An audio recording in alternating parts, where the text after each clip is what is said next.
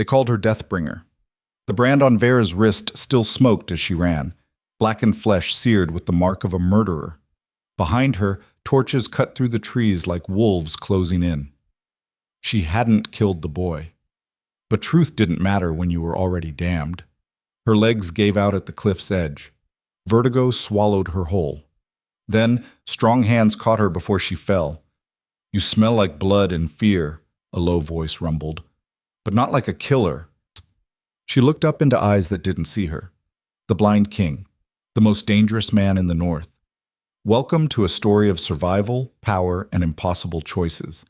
If you're ready for betrayal, brutal truths, and a love that defies every curse, stay until the end. Drop a comment with your city and let me know you're watching. The forest didn't care if you were innocent. Veira stumbled over roots slick with moss, her breath coming in ragged gasps that tore at her ribs. 3 days without food. 2 without water. The wound on her shoulder had stopped bleeding, but infection was setting in. She could feel the heat radiating from it, fever crawling under her skin like ants. Behind her, the hounds bayed, closer. She pressed her branded wrist against her chest, trying to muffle the sob that wanted to escape. The iron had been white-hot when they'd pressed it into her flesh, the smell of her own burning skin worse than the pain. The magistrate hadn't even looked at her when he'd pronounced sentence. "For the murder of Lord Armand's son, you are marked Deathbringer. May every man's hand turn against you." She hadn't killed anyone, but the boy had died in her care, and that was enough. Veira broke through the tree line and skidded to a halt. The ground ended 10 feet ahead, a sheer drop into darkness, the sound of rushing water far below. A gorge. No way forward. The torches were close now. She could hear men's voices, rough and eager. "She went this way! Spread out! She's cornered!" Veira turned, her back to the abyss. The brand on her wrist throbbed in rhythm with her pulse. She had nothing. No weapon, no plan, no hope. Just the cliff behind her and the mob ahead. A figure emerged from the trees. Not a hunter, not a soldier. A man who moved like smoke and shadow, flanked by 2 others who held themselves like trained killers. The central figure was tall, broad-shouldered, dressed in furs and leather that spoke of the northern kingdoms. His hair was dark, tied back from a face that would have been striking if not for the unsettling stillness of his gaze. He was looking in her direction, but not at her, because he couldn't see her. "There's a woman at the cliff," one of his companions murmured. "Injured, marked." The blind man tilted his head as if listening to something beyond words. "I know." Veira's legs trembled. She wanted to run, but there was nowhere left to go. The hunters burst into the clearing behind the strangers, a dozen men with swords and torches. Their leader, a thick-necked brute with a scar splitting his lip, raised his blade. "Step aside, Northerner. That woman is condemned. She belongs to the magistrate's justice." The blind man didn't move. "Does she?" It wasn't a question. Scarlip's face reddened. "She's branded Deathbringer, killed a noble's son, the law, your law." The blind man's voice was quiet, but it cut through the night like a blade. "Not mine. You're in our territory. No." The word was flat, final. "You're in mine now. This gorge marks the border of Dravenlands. She crossed it. That makes her my concern." Veira blinked. Draven. The Mountain Kingdom. The ruthless wolves of the north who answered to no southern magistrate, no lord, no law, but their own. And this man, Kael Draven, one of the hunters whispered, voice gone thin with fear. The blind king. Veira's vision swam. Of all the ways to die, she hadn't expected this. Everyone knew the stories. Kael Draven, alpha of the mountain packs, cursed from birth with blindness that would eventually consume all his senses. A king who ruled through violence and instinct, who could kill a man in the dark as easily as breathing. She'd run from one executioner straight into the arms of another. Scarlip's hand tightened on his sword. "She's a murderer. Then I'll deal with her." Kael's tone hadn't changed, but something in the air shifted. His companions moved, subtly repositioning themselves. Not threatening, just ready. The hunter looked at Veira, then at Kael, then at the 6 armed men at his back. The math wasn't good. Draven's reputation was worse. The magistrate won't like this, Scarlip said, but he was already backing away. The magistrate, Kael said softly, can submit a formal complaint at the border, if he's brave enough to deliver it himself. The hunters retreated into the trees, their torches bobbing like angry fireflies. Veira watched them go, her body so tense she thought her spine might snap. Then the blind king turned toward her. "You're bleeding," he said. Veira's throat closed. Up close, she could see the fine scars around his eyes, the way he held himself with perfect balance despite his lack of sight. He was younger than she'd expected, maybe 30, maybe less. Hard to tell when a man carried himself like he'd already lived 3 lifetimes. "Are you going to kill me?" Her voice came out as a rasp. One of his companions, a lean woman with silver streaks in her dark hair, snorted. "Probably not tonight." Kael ignored her. "Can you walk?" Veira tried to take a step and her knee buckled. She caught herself on a tree trunk, bark biting into her palm. "I don't know." "Then I'll carry you." "Wait." But he was already moving, crossing the distance between them with unnatural confidence. When his hands closed around her arms, Veira flinched, but his grip was careful, assessing rather than restraining. "Your shoulder," he said. 3 days infected. You've been running on nothing but fear." "How do you—" "I can hear your heartbeat, smell the fever, feel the way you're favoring your left side."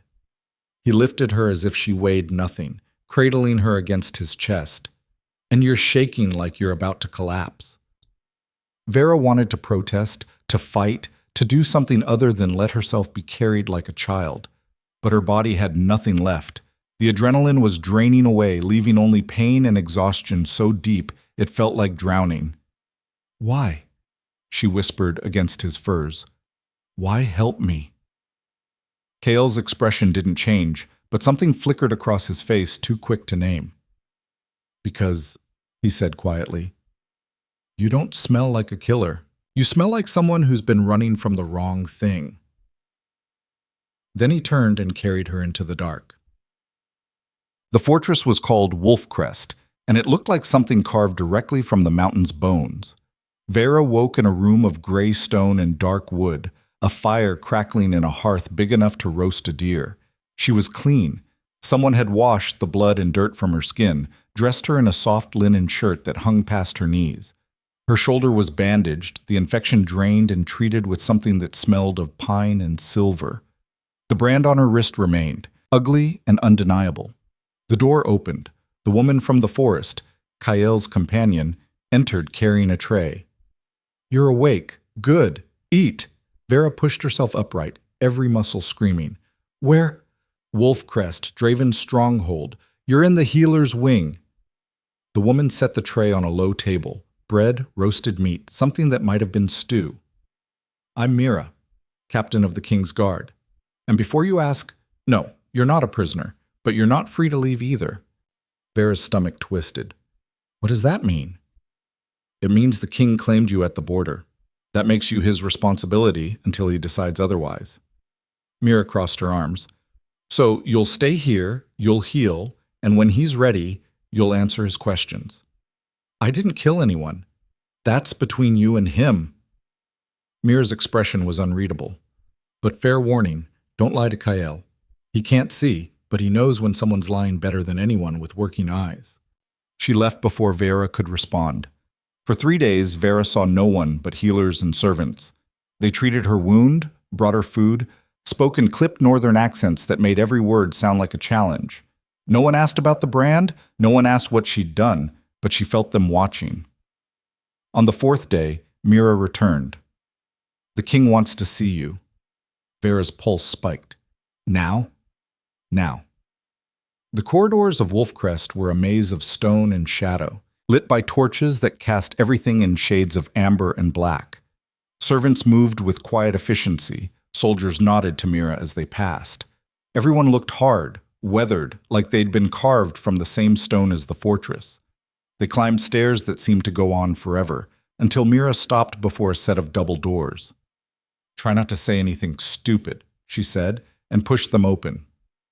The room beyond was circular, dominated by a massive table covered in maps and reports. Tall windows looked out over the mountains, snow-capped peaks glowing under a sky the color of steel. And in the center of it all, standing with his back to the door, Kale Draven. He wore simple clothes, dark trousers, a shirt with the sleeves rolled to his elbows. But the authority radiating from him was undeniable. Two advisors stood nearby, an older man with gray in his beard and a younger one who looked at Veira like she was something unpleasant he'd stepped in. "Majesty," Mira said. "The girl."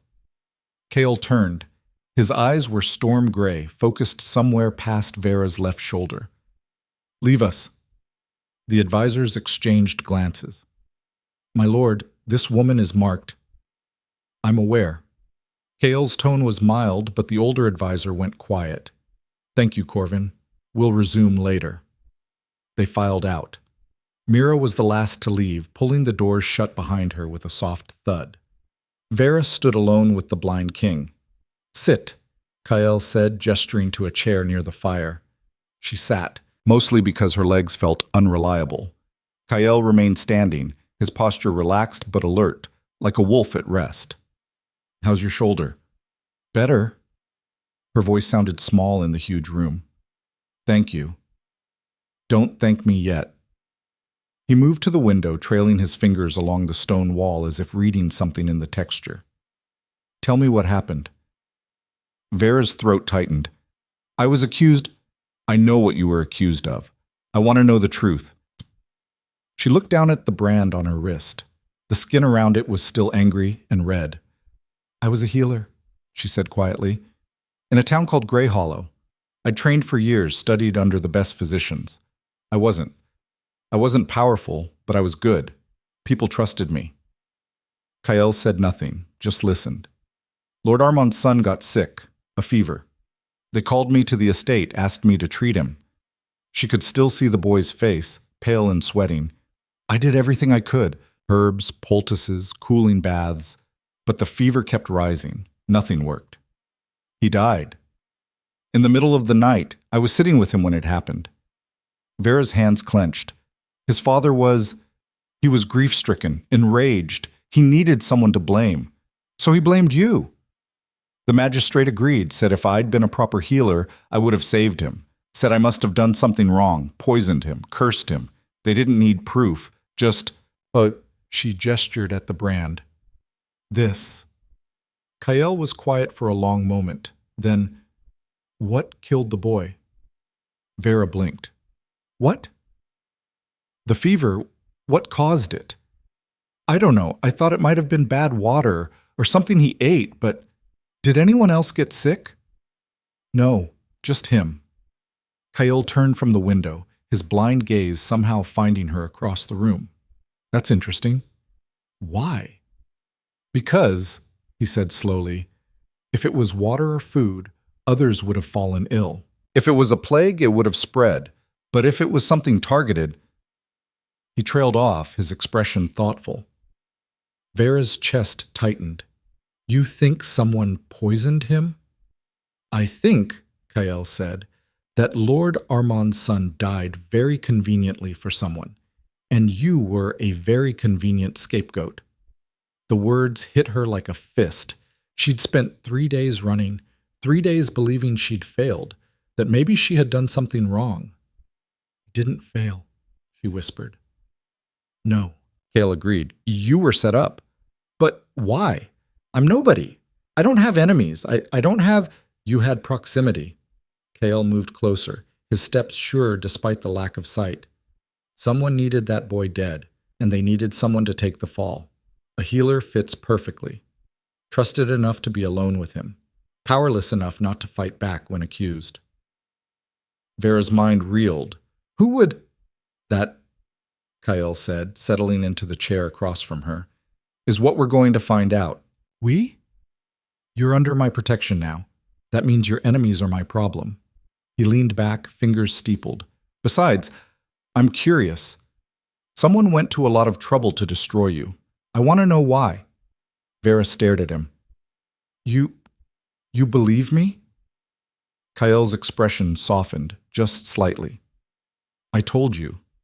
You don't smell like a killer. That's not— people can't smell guilt. I can. He said it like a simple fact. Guilt has a scent.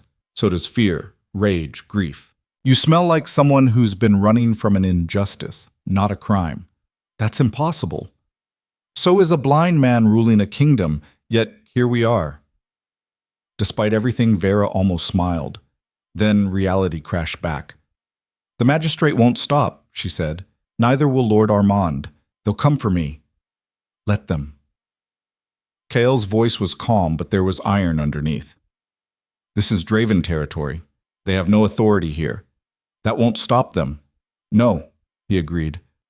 It won't, which is why you're going to stay in Wolfcrest, where they can't reach you. You'll heal, you'll regain your strength, and when the time comes, his smile was sharp. We'll make sure the truth comes out.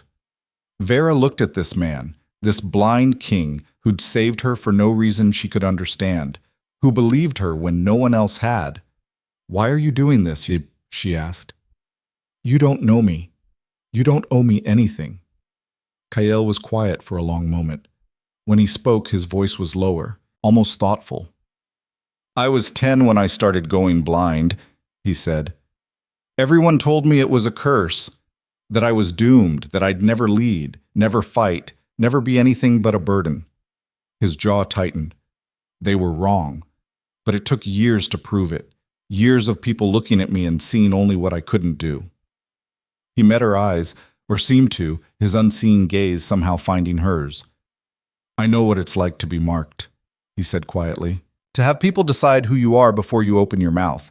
So when I found you at that cliff, running from a brand you didn't earn, he shrugged. I saw someone worth saving. Veira's throat closed. She'd spent 3 days believing she was alone, cursed, condemned, but maybe, just maybe, she'd found the one person in the world who understood. Thank you, she whispered. Kael inclined his head. Then he stood, moving toward the door. Rest, he said. Heal. We'll talk more later. Wait. He paused, hand on the door. Your curse, Veira said carefully. The blindness. Is it getting worse? Kael's expression shuddered. Yes. How much worse? Eventually I'll lose everything. Sight, hearing, touch, taste. One sense at a time until there's nothing left. He said it like he was discussing the weather. The royal bloodline has carried this curse for generations. No one's ever broken it. Have you tried everything? His smile was bitter. Healers, mages, priests, nothing works. The curse is absolute. Veira's healer instincts flared. Let me look at you. You're not a mage. No, but I'm a good healer, and sometimes, she hesitated. Sometimes the answer isn't magic. Sometimes it's just looking at the problem differently. Kael studied her with those storm-gray eyes that couldn't see her face, but seemed to read her anyway. Later, he said finally, when you're stronger. Then he was gone, leaving Veira alone in the circular room with more questions than answers. The fortress didn't trust her. Veira felt it in every glance, every whispered conversation that stopped when she entered a room. The servants were polite but distant. The soldiers watched her like she might sprout claws. Even Mira, who'd been cordial enough, kept a careful distance. Only Kael seemed unbothered. He visited her every evening, ostensibly to check on her recovery. They'd talk, carefully at first, then with growing ease. He told her about Wolfcrest, about the mountain kingdom and its harsh winters, its fiercer people. She told him about her training, about the herbs she'd studied, the patients she'd treated. Neither of them mentioned the brand. On the 8th day, Veira was cleared to move freely through the fortress. Stay out of the restricted areas, Mira warned, and don't wander alone at night. Some of the pack gets territorial. Pack? Mira's smile was thin. You're in a wolf kingdom, girl. What did you expect? Well, Veira discovered what she meant that afternoon. She was exploring the fortress gardens, a surprisingly lush space carved into the mountainside, when raised voices drew her attention. A group of nobles stood in a courtyard below, their fine clothes at odds with the fortress's rough stone. This is madness, one of them hissed. A woman with iron-gray hair and a face like a hatchet. He brought a branded criminal into Wolfcrest. Into the heart of our kingdom. Lady Thorne, one of the men began. Don't Lady Thorne me, Corvin. You know I'm right. She turned on Cale's elderly advisor. That woman is marked Deathbringer. She's cursed. And the king, blind as he is, can't see what danger she poses. Veira's stomach dropped. The king, Corvin said carefully, believes she was falsely accused. The king, Thorne snapped, is too trusting, always has been, just like his father. Her voice lowered, vicious. We all know where that got him. Silence, heavy and uncomfortable. The situation is different, Corvin said, but he sounded uncertain. Is it? Thorne's laugh was ugly. A blind king harboring a death-marked stranger while enemies circle our borders? How is that different from the naivety that killed King Aldrich? Veira backed away from the balcony, her heart pounding. She shouldn't have heard that. Shouldn't know that Kael's father had died because of trust misplaced. She needed to leave. But when she turned, she walked straight into a solid chest. A man stood behind her, tall, broad-shouldered, with pale eyes and a smile that didn't reach them. Eavesdropping? He asked pleasantly. Veira stepped back. I was just listening to people discuss how much they want you gone. He tilted his head. Can't blame you. I'd want to know who my enemies were, too. I don't have... Oh, you definitely have enemies here. Thorne isn't the only one who thinks you're bad luck. He leaned against the wall, casual. But don't worry too much. Kael's protection is absolute. As long as he wants you here, no one will touch you. There was something off in his tone, something that made Veira's instincts scream. Who are you? She asked. Gregor, Kael's cousin. His smile widened, second in line to the throne, though with Kael's curse getting worse. I might be first in line sooner than anyone expects. Veira's skin crawled. You shouldn't talk about him like that. Like what? Like he's dying? Gregor shrugged. Everyone's thinking it. I'm just honest enough to say it out loud. The curse takes everything eventually, and when it does, he pushed off the wall. Well, the kingdom will need someone who can actually see to lead it. He walked past her, close enough that she could smell wine on his breath. Enjoy Kael's protection while it lasts, he murmured. Blind kings don't rule forever. Then he was gone, leaving Veira shaking in the empty corridor. She told Kael that night. He listened in silence as she recounted both conversations. Thorne's accusations, Gregor's veiled threats. When she finished, he was quiet for a long time. Gregor has always been ambitious, he said finally. And Thorne, she's been against me since I took the throne. Neither of them are surprising. They're planning something. Probably. He didn't sound concerned. They've been planning something for years.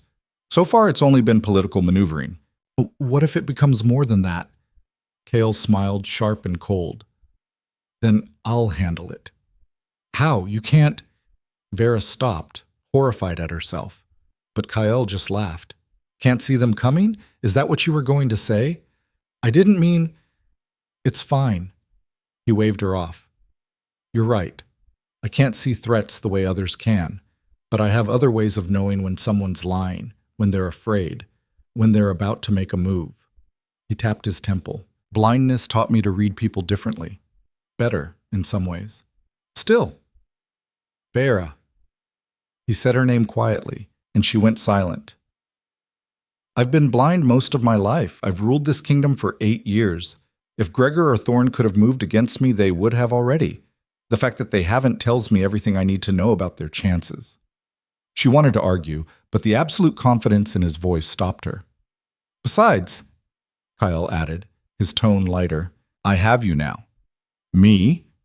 A healer who might be able to see things others miss. Someone outside the court's politics. He leaned forward.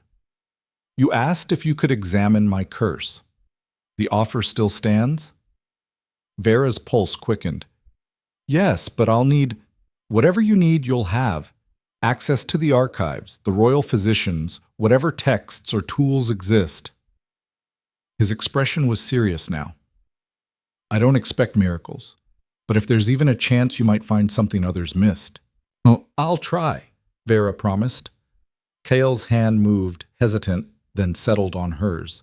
His palm was warm, calloused from weapons training. Thank you, he said quietly. And for the first time since the brand had burned into her flesh, Veira felt something other than fear. She felt purpose. The next morning, Veira was escorted to the royal archives, a vast chamber deep in the fortress, lined floor to ceiling with books, scrolls, and ancient texts. A wizened man named Petrick presided over the collection like a dragon guarding gold. The king said you're to have access to everything, he said, eyeing her with deep suspicion. But if you damage anything, I won't, Veira assured him. She spent the next 3 days buried in research.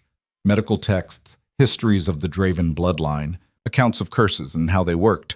Most of it was useless, superstition and guesswork dressed up as scholarship.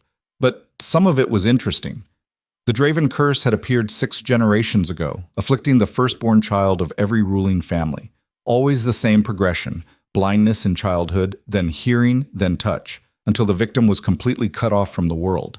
Most died before the curse completed. Those who survived were, not really alive anymore. Kael was already losing his hearing. In another year, maybe 2, it would be gone entirely. Veira's chest ached at the thought. On the 4th day, she found something. A single passage in an old text, half faded and written in a language she barely recognized. But the diagram was clear, a representation of bloodlines, connections between people, and her breath caught. Petrick? She called. This symbol here, what does it mean? The old man shuffled over, squinting at the page. That? It's an old mark for transference, when a curse or blessing passes from one person to another. How? Usually through blood or proximity or... He frowned. Sometimes through connection, bond, love, loyalty, that sort of thing. He shook his head. Why? Veira stared at the diagram, at the lines connecting people, showing how power or curses could flow between them. Because, she said slowly, what if the curse isn't just locked to the Draven bloodline? What if it can be? Influenced? Changed? By what? Veira thought of Kael's hand on hers, the warmth of his touch, the way he seemed more present when she was near. By someone outside the curse, she whispered. Petrick snorted. That's not how curses work, girl. They're absolute, unchangeable. But Veira wasn't so sure. That night, when Kael came to her room, he'd taken to visiting late when the fortress was quiet. She asked him a question. When you touch me, she said carefully, do you notice anything different? Kael went still. Different how? I don't know, just different. He was quiet for so long she thought he wouldn't answer. Then, yes. Her pulse jumped. What do you notice? Light. His voice was barely audible. When I touch you, I see flashes like sunlight through water. It doesn't last, but... He stopped, jaw tight. I thought I was imagining it. Veira's mind raced. You're not. I think there's something about proximity, about connection. The curse is locked to your bloodline, but maybe... She grabbed his hand, pressing it between both of hers. Maybe someone outside the curse can disrupt it, weaken it. Kael's fingers tightened on hers. That's impossible. Is it? Has anyone tried? Veira, just stay still. Let me test something.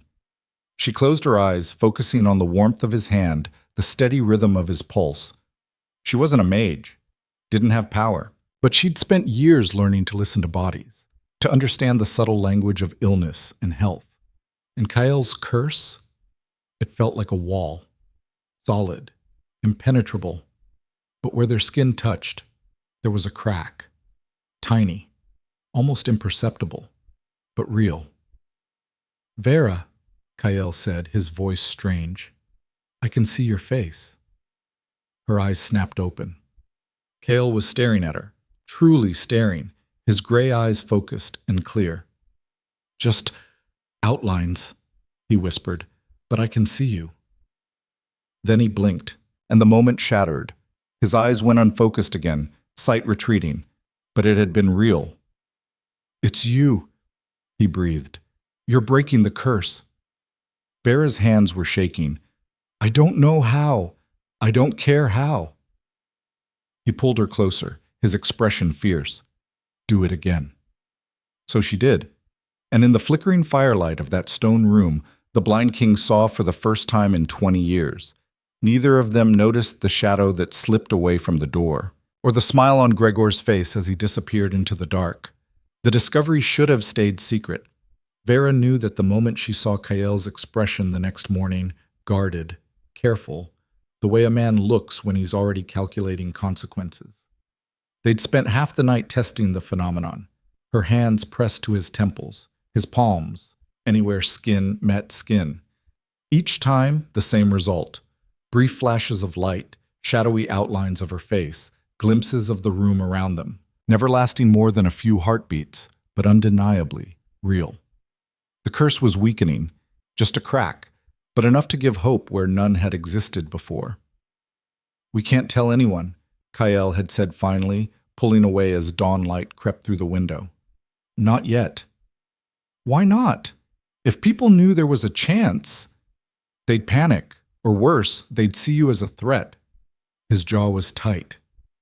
"You're already marked, already suspect, if the court thinks you have power over me." He didn't finish, but he didn't need to. Veira understood. A branded fugitive who could manipulate the king's curse? That wouldn't make her their savior. It would make her their greatest fear. But someone had already seen. Gregor moved 3 days later. It started with whispers, servants talking in hushed voices, soldiers exchanging meaningful glances. Veira felt the shift like a physical thing, the fortress's barely concealed hostility crystallizing into something sharper. Mira confirmed it that afternoon, her expression grim. "There's a rumor spreading," she said without preamble, "that you're using witchcraft on the king, that the only reason he's protecting you is because you've bewitched him." Veira's stomach dropped. "That's insane. I'm a healer, not a—" "Doesn't matter what you are. Matters what they think you are." Mira crossed her arms. "Gregor's been talking, telling anyone who'll listen that he saw you in the king's chambers late at night, that Kael's been acting strange, making decisions that don't make sense." "What decisions?" "Keeping you here, refusing to hand you over to the magistrate, giving you access to restricted archives." Mira's eyes were hard. "To most of the court, it looks like you've got him under some kind of spell." "I'm not. We're just trying to understand his curse." "I know, Kael told me." Mira's voice dropped. "But you need to understand something about this place. Wolfcrest doesn't trust outsiders, especially not ones marked as Deathbringers. The only thing keeping you alive is Kael's authority, and if Gregor manages to undermine that—" She didn't finish. Veira's hands clenched. "What does he want?" "The throne. What else?" Mira's laugh was bitter. "He's been waiting for Kael's curse to finish him for years. But now you show up, and suddenly there's a chance Kael might actually survive. That terrifies Gregor, because if Kael lives, Gregor stays second forever." The pieces clicked into place with sickening clarity. Gregor didn't just want her gone. He needed her gone, because she represented the one thing he couldn't afford: hope. "What do I do?" Veira asked. Mira met her eyes. "Stay close to Kael. Don't go anywhere alone. And whatever you do, don't give Gregor ammunition." But it was already too late for that. The summons came that evening, a formal request for Veira to appear before the king's council. Not a request, really. A command. "You don't have to go," Kael said when she told him. They were in his study, the door locked, the room thick with tension. "I can refuse on your behalf." "That'll just make things worse." Veira's throat was tight. "They already think you're compromised. If you protect me from the council, it proves their point." "I don't care what they think." "You should." She moved closer, keeping her voice low. "Kael, you're their king, but you're also blind and cursed. They're looking for any excuse to question your judgment. If I don't face the council, if you shield me, then they'll say I'm weak, manipulated. His hands curled into fists. I know how this works, Veira. I've been playing these games my whole life. Then you know I have to go. He was silent for a long moment. Then he reached for her hand, his fingers finding hers with unerring accuracy. Stay calm, he said quietly. Answer their questions honestly. And if anyone threatens you, you walk out. I don't care who it is. Veira nodded, even though he couldn't see it. The council chamber was a circular room of dark wood and darker stone, dominated by a long table where 12 nobles sat in rigid formality. Lady Thorne was there, her hatchet face set in lines of disapproval. Corvin looked uncomfortable. Gregor lounged in his chair like he owned it, that pleasant smile fixed in place. Kyle sat at the head of the table, Mira standing behind him like a wolf at guard. Veira entered alone. Ah, Gregor said, his voice carrying across the chamber. The Deathbringer joins us. Enough, Gregor. Kyle's tone was flat. Veira is here as my guest, not your entertainment. Of course, cousin. Forgive me. Gregor's smile didn't waver. I'm simply curious. We all are. About the nature of your relationship with this woman. The room went very still. My relationship, Kyle said carefully, is none of the council's concern. Isn't it? Lady Thorne leaned forward, her voice sharp. You've brought a branded criminal into the heart of our kingdom, given her access to restricted archives, private meetings with you, protection from legitimate authorities. The people are talking, Majesty. They want to know why. Because she was falsely accused, Kyle said. So you claim. Thorne's eyes cut to Veira. But we've received word from Grey Hollow, from Lord Armand himself. He says his son died screaming in her care, that she fled rather than face justice. Veira's throat closed. That's not... Did the boy die in your presence? Thorne demanded. Yes, but did you flee when accused? I ran because they were going to kill me. Convenient. Gregor's voice was silk over steel. Very convenient. And now you're here, in our king's confidence, whispering in his ear at all hours. Watch your tone, Mira growled. But Gregor ignored her, his pale eyes fixed on Veira. Tell me, healer, what exactly are you doing in the king's chambers so late at night? Heat flooded Veira's face. We're researching his curse. His curse! Gregor stood, moving around the table with predatory grace. The curse that's afflicted our bloodline for 6 generations. The curse that no healer, no mage, no priest has ever broken. And you, a disgraced nobody with a murder brand, you think you can cure it? I'm trying to understand it. Or perhaps, Gregor said softly, you're doing something else entirely. Perhaps you found a way to manipulate it, to use it. He looked at Kyle. Tell me, cousin, have you noticed anything strange? Any changes since this woman arrived? The silence was deafening. Kyle's expression was stone, but Veira saw the tension in his shoulders. If he admitted the truth, that she could affect the curse, it would validate every suspicion. But if he lied, and they found out later, the curse progresses as it always has, Kyle said finally. Gregor's smile widened. He knew. Somehow, he knew. Really? Because I have it on good authority that you've been experiencing improvements, flashes of sight, moments of clarity. He leaned on the table. All happening, coincidentally, when the Deathbringer is near. Corvin looked startled. Thorne's eyes narrowed. The other nobles exchanged glances. Where did you hear that? Kale's voice was dangerously quiet. Does it matter? Gregor shrugged. The question is whether it's true. And if it is, what does that mean? Is she healing you? His tone turned mocking. Or is she controlling you? That's enough, Mira snapped, but Thorne was nodding slowly. It's a fair question. If this woman has power over the king's curse, we need to understand the nature of that power, whether it's benevolent or something darker. You're talking about witchcraft, Veira said, her voice shaking. I'm not a witch. I don't have magic. I'm just trying to help. Help, Gregor laughed. You're a fugitive who stumbled into our kingdom with nothing but a murder brand and a convenient story. Now you've somehow gained influence over our blind king, and you want us to believe it's all coincidence? It is. Prove it. Lady Thorne's voice cut through the room. If you're truly just a healer trying to understand the curse, then you won't mind submitting to examination. Let our mages test you. Verify that you possess no unnatural influence. Veira's pulse hammered. I've already told you. Words are cheap, Thorne said. We want proof. Cale stood abruptly, his chair scraping against stone. Veira is under my protection. She doesn't answer to this council. She does if she's a threat to the kingdom, Gregor said quietly. And right now, Majesty, she looks very much like a threat. The room erupted. Nobles arguing, voices rising, Mira's hand dropping to her sword. Through it all, Gregor watched Veira with that same pleasant smile, like a hunter watching prey walk into a trap. She'd been right. He didn't just want her gone. He wanted her destroyed.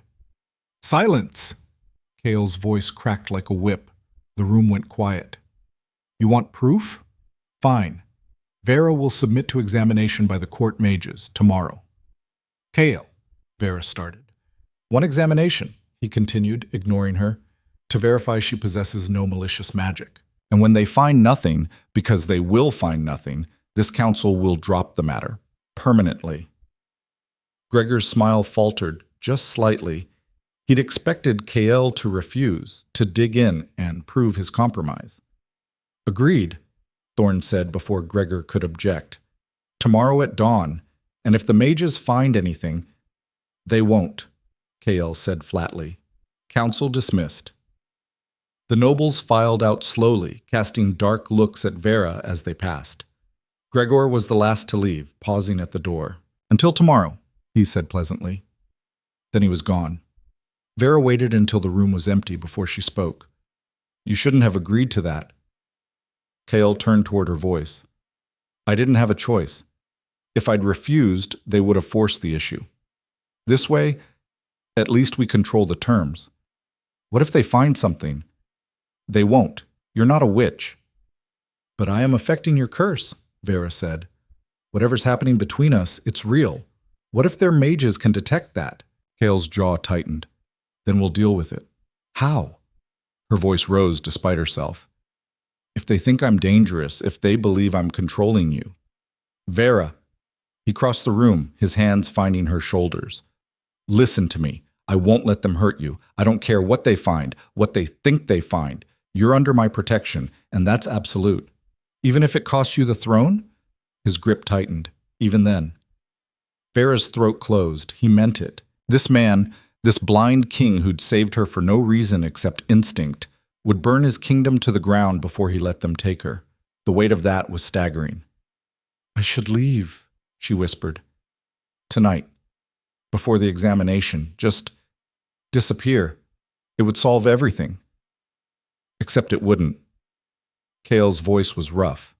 You think Gregor would stop if you ran? You think they'd just forget about the cursed healer who influenced their king? They'd hunt you down, Veira, and this time I wouldn't be there to stop them. He was right. She knew he was right. But staying meant facing mages who would look for magic she didn't have, and might find something else entirely. Something she didn't understand. I'm scared, she admitted. Cale's hands moved from her shoulders to her face, cradling her jaw with surprising gentleness. So am I, he said quietly. But we face it together. Understood? Veira nodded against his palms. His thumbs brushed her cheekbones, and she saw the moment his expression changed, the subtle shift as vision flickered behind his eyes. You're crying, he murmured. She hadn't realized, but when she touched her face, her fingers came away wet. I'm sorry, she said. I didn't mean to drag you into this. You didn't drag me anywhere. I chose this. His smile was crooked. I chose you. And then, before she could think about all the reasons it was a terrible idea, Veira kissed him. It was brief, barely more than a brush of lips, but the impact was electric. Cale went rigid with surprise, then pulled her closer, his mouth finding hers with sudden hunger. For a moment there was nothing but heat and want and the desperate relief of not being alone. Then reality crashed back. Veira pulled away, breathless. We shouldn't. I know. But Cale's hands were still on her face, his forehead resting against hers. I know. They stood like that for a long moment, neither willing to be the first to let go. Finally, Mira cleared her throat from the doorway. I hate to interrupt, she said dryly, but we have a problem. Kale straightened, his expression shifting back to the king. What now? One of the servants just reported seeing strange lights in the eastern tower. The old section, the one we keep locked. Veira's blood chilled. Why is it locked? Mira and Kyle exchanged glances. Because, Kyle said slowly, that's where my father died. The eastern tower was a crumbling relic of older architecture, half collapsed and sealed off years ago after King Aldrich's death. No one went there. No one was supposed to go there. But when they arrived, Kyle, Mira, Veira, and 4 armed guards, the door was open, the ancient lock broken. Stay behind me, Mira ordered, drawing her sword. They climbed the narrow stairs in tense silence, the air growing colder with each step. Strange symbols were carved into the walls, old marks, worn almost smooth by time. Veira didn't recognize the language, but the shapes made her skin crawl. At the top, the staircase opened into a circular chamber, and in the center, surrounded by candles and drawn symbols, was a body. Not dead, but close. The man was young, maybe 20, dressed in servant's clothes. His skin was gray, his breathing shallow, and his eyes were open but unseen, filmed over with white, just like advanced stages of the Draven curse. What the hell? Mira breathed. Veira was already moving, dropping to her knees beside the man. His pulse was weak, skin cold. She pressed her hand to his forehead and felt the same wrongness she'd sensed in Kyle, that wall of curse energy, solid and suffocating. But this man wasn't a Draven. He shouldn't have the curse. Someone did this to him, she said, looking up at Kyle. Someone transferred the curse. Or tried to. That's impossible, Mira said. The curse is bloodline bound. Apparently not. Kale's voice was tight. Not if someone's figured out how to move it. Veira's mind raced, the diagram she'd found in the archives. The symbol for transference. She'd thought it meant the curse could be weakened through connection, but what if it went both ways? What if someone had learned to move the curse from one person to another? Why would anyone do this? One of the guards asked. But Veira already knew. A test, she whispered. Someone's testing whether the curse can be transferred. And if it can, then they can take it from me, Kyle finished. Move it to someone else, someone expendable. The implications were staggering. If the curse could be moved, Kyle could be freed. But it also meant someone in Wolfcrest had access to magic powerful enough to manipulate bloodline curses. And they were using servants as experiments. We need to find out who did this, Mira said. Now. But before anyone could move, the candles went out. All of them, simultaneously. The chamber plunged into darkness. Veira heard Mira curse, heard the guards moving, steel scraping on stone. But her attention was fixed on the servant in front of her, whose shallow breathing had suddenly stopped. No, she whispered, pressing her hands to his chest. No, no, no. Light exploded behind her eyes. Not real light. Something else. A vision, a memory. Something torn from the dying man's mind. She saw the eastern tower through his eyes, saw robed figures standing in a circle, chanting in a language that hurt to hear. Saw one of them step forward, face hidden by a hood. Then the vision shattered. Veira gasped, pulling her hands away. The servant's chest was still. He was gone. The candles flared back to life, and standing in the doorway, silhouetted against the stairs, was Gregor. Well, he said pleasantly, this is unfortunate. Mira's sword was at his throat before he finished the sentence. Don't move, she growled. Gregor raised his hand slowly, that infuriating smile still in place. I'm not your enemy, Captain. I came because I heard there was trouble. Convenient timing, Kyle said, his voice deadly quiet. Isn't it? Gregor looked at the dead servant, at the symbols on the floor, at Veira kneeling in the center of it all. What happened here? You tell us. Mira pressed the blade harder. I have no idea. I was in my chambers when a servant told me about lights in the tower. I came to investigate. Well, his eyes found Veira. Though I must say, finding the Deathbringer in the middle of a ritual chamber, standing over a corpse, it doesn't look good. Veira's stomach dropped. I didn't. Of course you didn't, Gregor said smoothly. But appearances matter, don't they? Especially when the council already suspects you of dark magic. The trap closed with perfect precision. Veira had been found in a forbidden tower, surrounded by occult symbols, with a dead man at her feet. A man who'd been infected with a curse that should have been impossible to transfer. It didn't matter that she'd been trying to help. It didn't matter that she'd arrived after the ritual was already complete. All that mattered was what it looked like, and it looked damning. She was with me when this happened, Kael said, his voice hard. She couldn't have done this. Was she? Gregor tilted his head. For the entire evening, you're certain? Because I'd hate for you to compromise yourself with a false alibi, cousin. Kael's jaw clenched. He couldn't be certain. Veira had left his study hours ago to prepare for the examination. She'd been alone in her room with no witnesses. Gregor knew it, and he was using it. This is a setup, Veira said, her voice shaking. Someone did this to frame me. Or, Gregor interrupted gently, someone is conducting experiments with curse magic, and you're involved. Either way, the council will want answers, especially now that there's a body. Mira's grip on her sword tightened.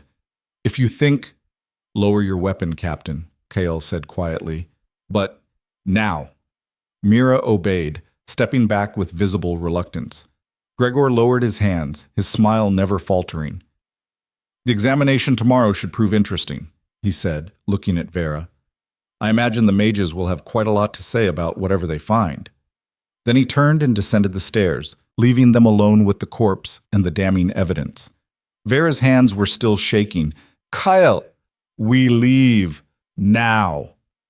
His voice was flat, emotionless, the voice of a king making tactical decisions. Mira, seal this tower. No one enters without my direct order. Post guards. What about the body? Leave it. We'll deal with it after the examination. They descended in silence, Veira's mind spinning. Someone had set this up. Someone had known she'd be implicated, had arranged every detail to make her look guilty. Gregor was the obvious suspect. But could he really manipulate curse magic? And even if he could, why risk it? He already had the court's suspicion working in his favor, unless this wasn't about suspicion, unless this was about certainty. Back in her chambers, Veira paced while Kael stood by the window, his expression unreadable. They're going to use this, she said. Tomorrow, when the mages examine me, they'll bring up the tower, the body, the symbols. I know. And even if they find no magic in me, they'll say I was hiding it, covering my tracks. I know. Kael, her voice cracked. I think we need to accept that I can't win this. Not without proof of who actually did it, and we don't have that. He turned toward her voice. What are you saying? I'm saying maybe you should let me go.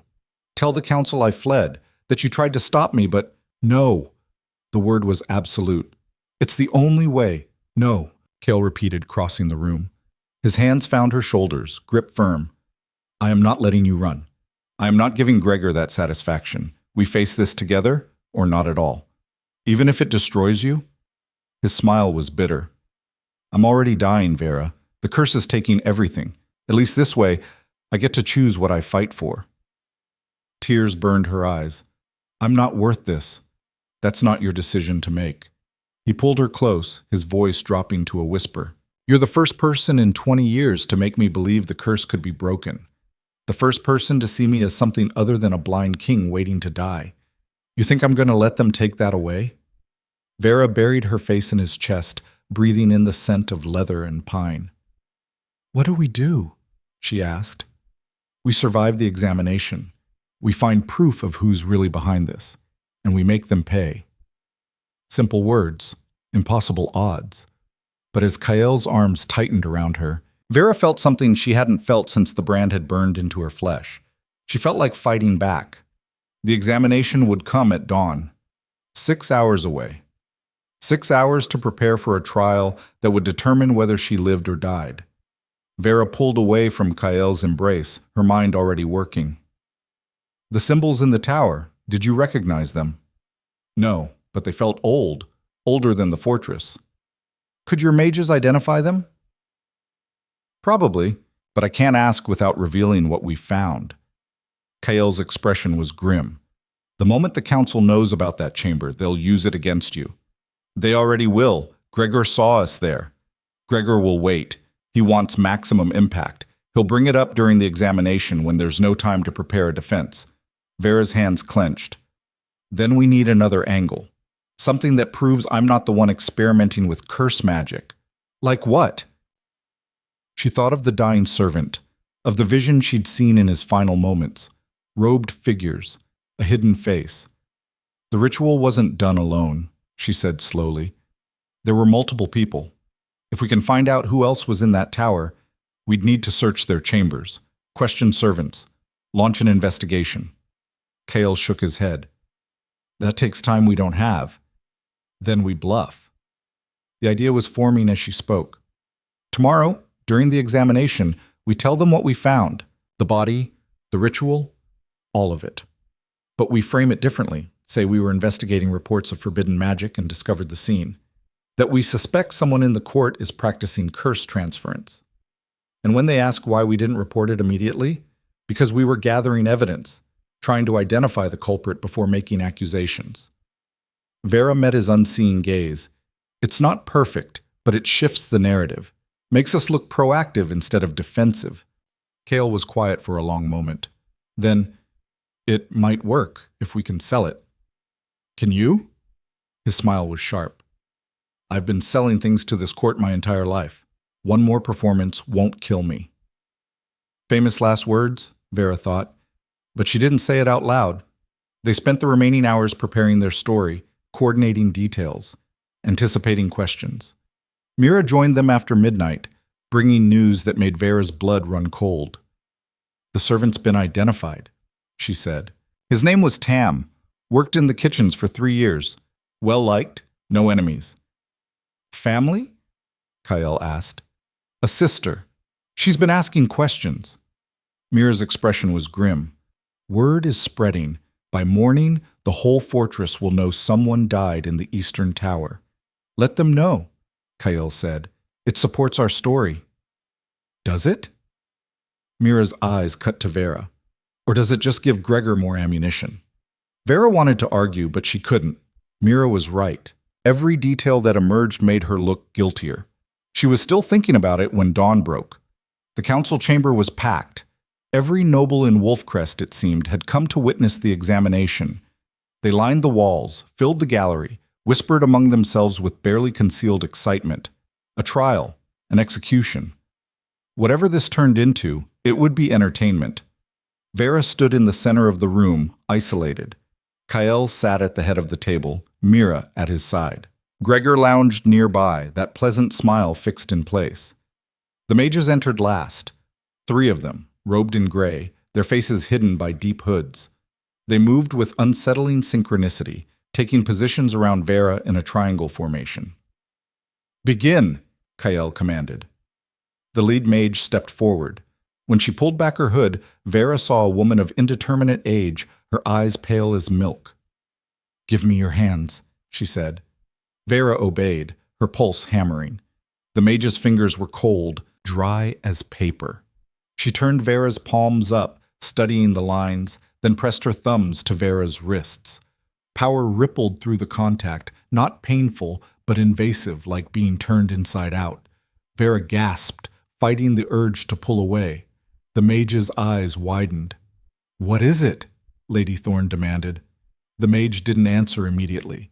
She kept her grip on Veira's wrists, her expression shifting from surprise to confusion to something that might have been fear. Finally, she released Veira and stepped back.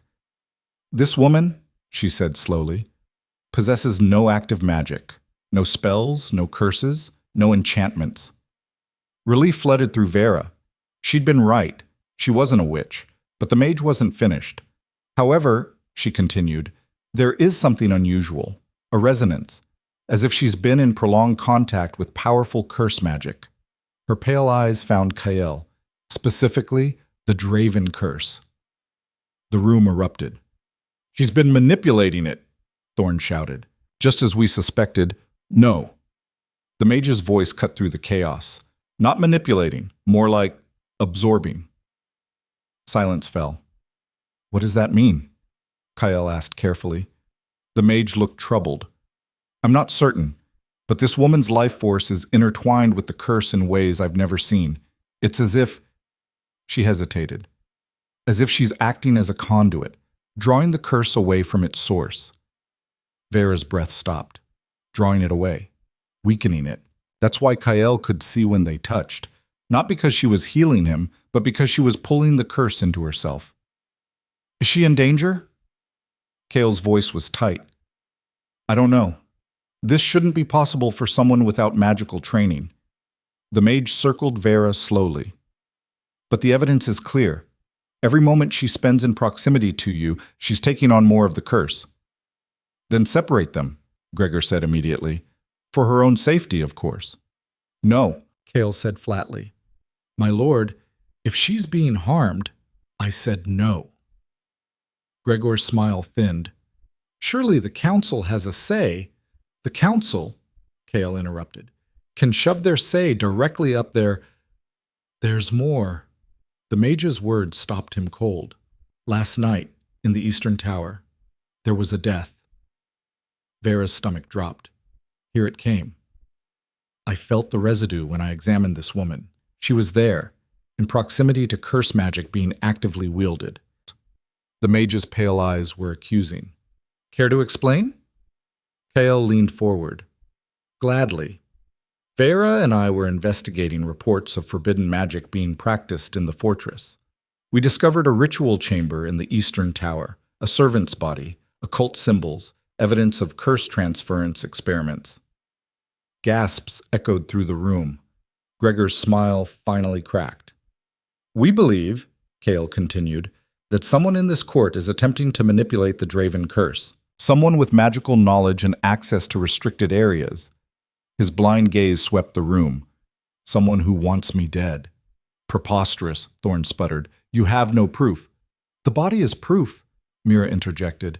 "Tam, a kitchen servant, died with the curse in his eyes, a curse he shouldn't have been able to contract unless someone transferred it to him."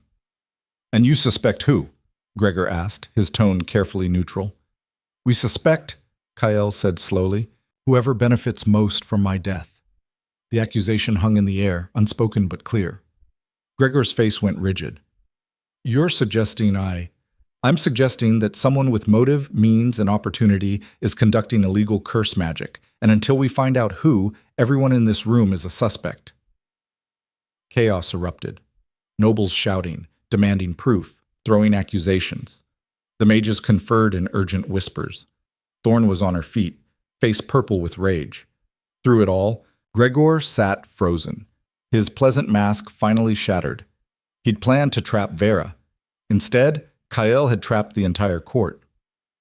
The lead mage raised her hand for silence. "These are serious allegations," she said. "The practice of curse transference is forbidden, punishable by death." She looked at Kyle. "If what you say is true, we must investigate immediately." "Agreed," Kale said. "I want the Eastern Tower sealed under mage guard. I want every noble in this fortress accounted for last night. And I want answers." "And the woman?" Gregor asked quietly. "She's still absorbing your curse, still a danger. Veira stays with me, under my protection." Kale's voice was absolute. "Anyone who has a problem with that can file a formal challenge." No one moved. Challenging a king was a death sentence in Draven lands. The examination was over. But the real trial was just beginning. As the council dispersed, Veira caught Gregor's eye. His expression was cold, calculating. He'd lost this round, but he wasn't finished, not even close. Outside the chamber, Kyle pulled Veira into an empty corridor. "You're absorbing the curse," he said without preamble. "Taking it into yourself." "I didn't know—" "How long?" His hands found her face, desperate. "How long before it kills you?" "I don't know. The mage didn't say—" "Then we stop. Now. No more contact, no more—" Kael. Veira caught his wrists. If I'm pulling the curse away from you, if that's why you can see when we touch, I don't care. His voice cracked. I won't buy my life with yours. You don't get to make that choice. Neither do you. They stood frozen, both breathing hard, the weight of impossible decisions crushing down. Finally, Veira spoke. We have bigger problems right now. Someone's still out there, someone who knows how to transfer curses and isn't afraid to kill. I'll find them. Will you? Before they try again. She pulled his hands to her chest. You need me, Kael, not just for the curse. For this. We're stronger together. He was quiet for a long moment. Then, if you die because of me, then I die fighting, which is better than dying on the run. Her smile was crooked. Besides, you promised to protect me. Can't do that if we're separated. Kael's laugh was broken. You're impossible. So are you. He kissed her then, fierce and desperate, like a man drowning. Veira kissed him back, tasting salt and fear and something that felt dangerously close to love. When they finally broke apart, Mira was standing at the end of the corridor, her expression unreadable. Hate to interrupt, she said, but we have a problem. Another one? Veira asked. The servant's sister. She's demanding to see you. Mira's eyes were hard. Says she knows who killed her brother, and she wants justice. The sister's name was Alara, and she looked like someone who'd stopped crying because tears were a luxury she couldn't afford. She sat in Kael's private study, spine straight, hands folded in her lap with white-knuckled precision. Her dress was simple homespun, patched at the elbows but clean. She'd scrubbed her face raw before coming here. Veira could see the redness around her eyes, the chapped skin on her cheeks. Thank you for seeing me, Majesty, Alara said, her voice steady despite the tremor in her jaw. Kael sat across from her, Veira and Mira flanking him like sentinels. Guards stood at every door. No one was taking chances after the tower incident. Your brother's death is a tragedy, Kael said quietly. You have my condolences. I don't want condolences. Alara's eyes were hard. I want the truth, and I want whoever did this to pay. So do we, Mira said, which is why we're investigating. You're investigating the wrong person. Alara's gaze cut to Veira. Everyone's saying she did it, the Deathbringer, that she was practicing dark magic in the tower. Veira's throat tightened, but before she could respond, Alara continued, They're wrong. The room went very still. How do you know? Kael asked carefully. Alara reached into her pocket and pulled out a crumpled piece of paper. Her hand shook as she unfolded it, smoothing the creases with obsessive care. Tam left this under my pillow 3 days ago, the day before he died. She held it out to Kael, then seemed to remember he couldn't see it. Her face crumpled briefly before she regained control. It's a note. He wrote it in case something happened to him. Veira took the paper, her pulse hammering. The handwriting was shaky, uneven, like someone writing in the dark or in a hurry. Ellie, if you're reading this, I'm probably dead. I'm sorry. I didn't want this, but they said they'd hurt you if I didn't cooperate. They needed someone no one would miss for their experiment. I thought if I did what they asked, you'd be safe. I was wrong. If I die, tell the king it wasn't the branded woman. It was his blood. His own blood did this. Veira's hands trembled as she read the words aloud. When she finished, the silence was suffocating. His blood, Kael repeated slowly. He means family. Gregor, Mira said immediately, but Alara shook her head. Not just him. Tam wrote they, not he. There's more than one person involved. Veira's mind raced. A conspiracy. Multiple people working together to experiment with curse transference, using servants as test subjects, and they'd threatened Alara to ensure Tam's compliance. Did your brother say anything else? Kael asked. Give you any other information? He was scared, kept saying he'd made a mistake, that he thought they just wanted him to help with some research, but it turned into something darker. Alara's voice cracked. The night before he died, he came to my room. Said he'd overheard them talking about the next phase, about moving the curse to someone who mattered. Who? Veira demanded. He didn't know, but he said they were waiting for the right moment, when the king was weakened, distracted. Alara's eyes found Kael, when he was vulnerable. The implications crashed down like an avalanche. Someone wasn't just experimenting with curse transference, they were planning to use it against Kael, to move his curse, perhaps accelerate it, maybe even transfer it entirely. And they'd been using servants to perfect the technique. "Why come forward now?" Mira asked, her tone sharp. "Why not immediately after your brother died?" Alara's jaw tightened. "Because they told me if I talked, I'd end up like Tam. Because I was terrified. Because I'm just a kitchen worker, and who would believe me against nobles?" Her voice rose. "But then I heard they were blaming her." She gestured at Veira. "And I couldn't stay quiet. My brother might have been a coward, but I won't let someone else take the fall for his murder." Veira's chest ached. This girl, barely older than 20, was risking everything to tell the truth. The same truth that had gotten her brother killed. "You're in danger now, Kael said quietly. "The moment whoever did this learns you've come forward, I know." Alara's smile was bitter. "That's why I'm asking for your protection. Same as you gave her." Kael nodded slowly. "Mira, take her to the secure wing. Full guard detail. No one gets near her without my authorization." "Wait," Veira said. "The note mentions his blood. That could mean several people. Gregor isn't Kael's only relative." "No, he's not." Kael's expression was grim.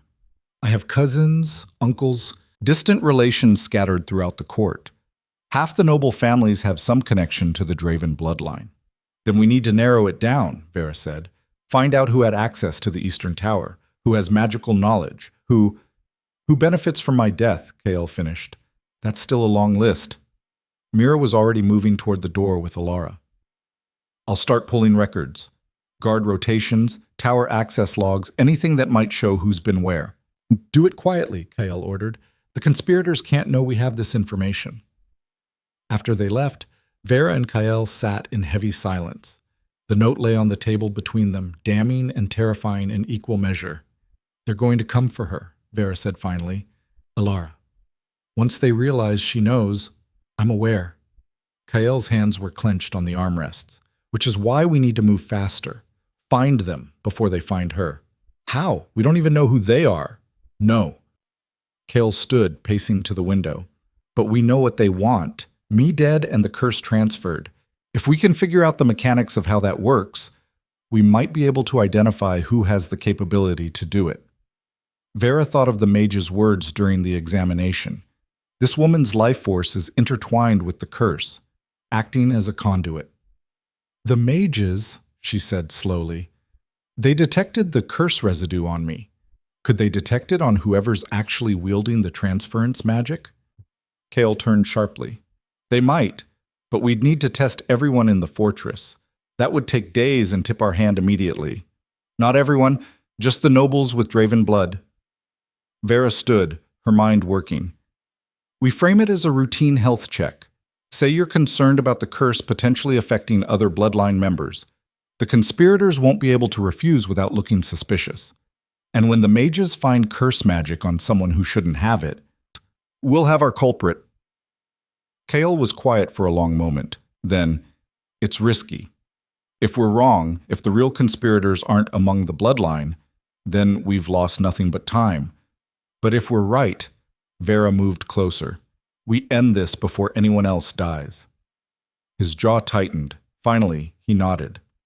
"Set it up, quietly. Tell the mages it's a precautionary measure." "What about Gregor? He'll see through this." "Let him. I want to watch his reaction." Kael's smile was cold. Guilty men always give themselves away. The examinations were scheduled for the following afternoon, giving Veira barely 12 hours to coordinate with the mages and prepare. She worked through the night, cross-referencing family trees with the list of nobles currently in residence at Wolfcrest. 15 people carried enough Draven blood to potentially manifest the curse. 15 suspects. Gregor was at the top of the list, but there were others. Lord Corvin's wife was a second cousin. Lady Thorne's mother had been a Draven. Even some of the younger nobles, distant relations who'd grown up in the fortress, carried the bloodline. Any of them could be involved. All of them would be tested.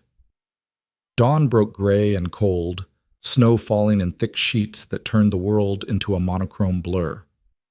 Veira stood at her window, watching servants scurry across courtyards, soldiers changing guard shifts. Somewhere in that fortress, a killer was planning their next move. She just had to find them first. A knock at her door made her turn. Mira entered without waiting for permission, her expression tight. "We have a problem." Of course they did. "Alara's missing." Vera's blood turned to ice. "What?" "She was in the secure wing last night, 4 guards on rotation. This morning when they went to bring her breakfast," Mira's jaw clenched. "Gone. No sign of forced entry, no struggle. Just gone." "The guards?" "Claim they saw nothing, heard nothing." Mira's eyes were hard. Either they're lying or someone got past them without making a sound, which meant magic, or someone the guards trusted enough not to question. "Does Kael know?" "He's the one who sent me to tell you. He wants you in his study. Now." Veira grabbed her cloak and followed Mira through corridors that suddenly felt like trap-filled mazes. Every shadow could hide an enemy. Every corner could conceal a threat. Kael was standing when they arrived, his posture rigid with barely controlled rage. The 4 guards from Alara's detail knelt before him, faces white with fear. "Tell me again," Kael said, his voice dangerously quiet. "How a single girl disappeared from a locked room under your watch." The lead guard, a grizzled veteran named Harsk, swallowed hard. "Majesty, I swear on my life we saw nothing. The door never opened, no windows were accessed. She was just gone." "People don't just vanish. Magic could make them vanish," one of the other guards offered weakly. Kael's expression darkened. "Then why didn't you sense it? Why didn't you raise an alarm?" Silence. Because they hadn't sensed anything, which meant either the magic used was beyond their ability to detect or... "They drugged you," Veira said suddenly. All eyes turned to her. "Not heavily, just enough to dull your senses, make you miss small details. When did you last eat or drink?" Harsk's face went pale. "Last night. The evening shift brought us meat pies and ale. We thought it was a courtesy from the kitchens. It was a delivery system." Veira looked at Kael. Whoever took Alara planned this. They knew which guards would be on duty, knew how to get past them without alerting anyone. "An inside job," Mira said grimly. "More than that." Kael's hands clenched. "It means our conspirators have resources, access to the kitchens, knowledge of guard rotations, magical capability to move someone undetected." He turned to Harsk. "Who delivered the food?" "A servant. Young kid, maybe 16. I didn't recognize him." "Find him," Kael ordered, "and search every inch of this fortress. If Alara's still alive—" "She is," Veira interrupted. "She had to be, because the alternative was too terrible to consider. They need her. If they just wanted her dead, they could have killed her in the secure wing, but they took her, which means she has value." "As a hostage," Mira said, "or as leverage." Kael's expression was bleak. "They know we have Tam's note, know that Alara's testimony threatens them. Taking her is a message." "What message?" Veira asked, though she already knew. "Back off. Stop investigating, or she dies." The words hung in the air like a death sentence. Kael dismissed the guards with orders to begin the search, then collapsed into his chair. He looked exhausted, the weight of his curse and this conspiracy grinding him down. "We proceed with the examinations," he said finally. "It's the only lead we have. And if they kill Alara in retaliation," Veira asked, "then we make sure they pay for it." His voice was hard. "But I won't be blackmailed into inaction, not when more lives are at stake." He was right. Veira knew he was right. But the thought of that brave girl who'd risked everything to tell the truth, dying because of their investigation, made her want to scream. The examinations began at midday in the Great Hall, configured to allow the mages privacy while still maintaining the appearance of routine procedure. One by one, the nobles with Draven blood were called forward, their life forces tested for curse residue. Veira watched from the gallery, her nerves stretched to breaking. Below, the lead mage worked with methodical efficiency, her pale eyes revealing nothing as she examined each person. Gregor went first, his expression pleasant and unconcerned. The mage spent longer on him than the others, her frown deepening, but when she stepped back, her verdict was clear. Minor residue consistent with proximity to His Majesty. Nothing unusual. Gregor's smile widened as he returned to his seat. One by one, the others were tested. Lord Corvin's wife, Lady Thorne, a handful of younger nobles. Each time, the result was the same. Minor residue, nothing suspicious. Veira's hope began to crumble. What if she'd been wrong? What if the conspirators weren't among the bloodline? What if... The mage froze. She was examining a young man named Darius, barely 20, a distant cousin who'd arrived at Wolfcrest 2 months prior. Her hands were on his wrists, and her expression had shifted from neutral to shocked. "What is it?" Kael demanded from his seat.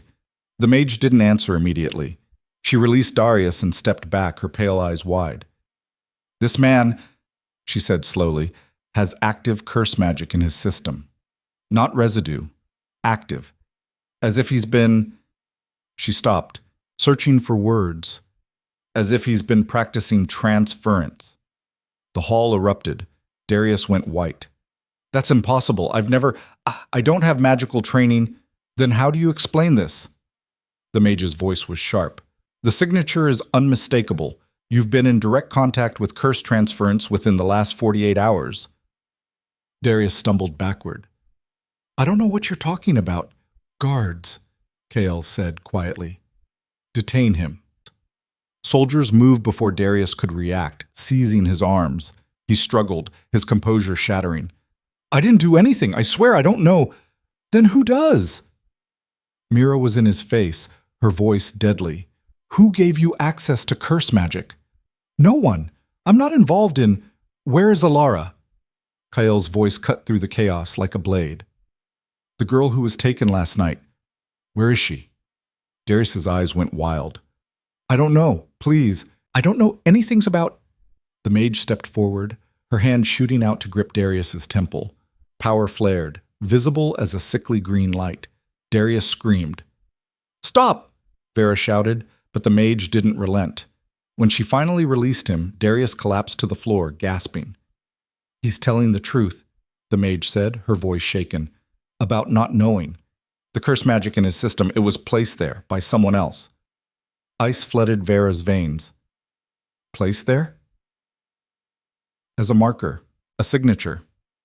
The mage looked at Kael. "Someone wanted us to find this man, wanted us to think he was the culprit.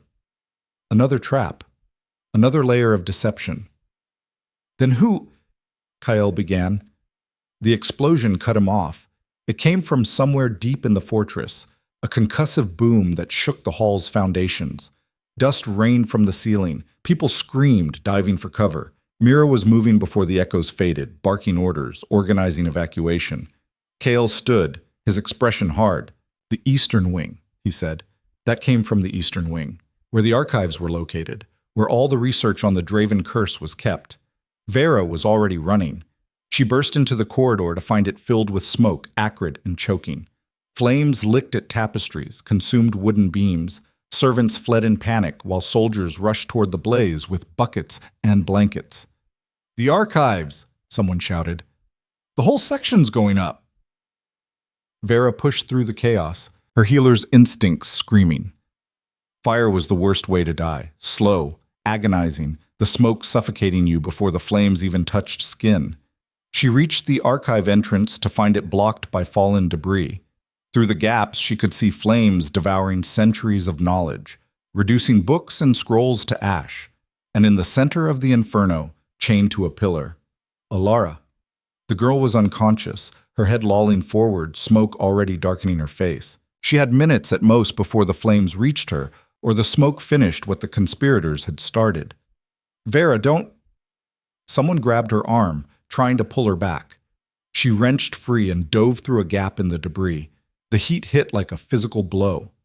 Veira's eyes watered, her lungs burning with each breath.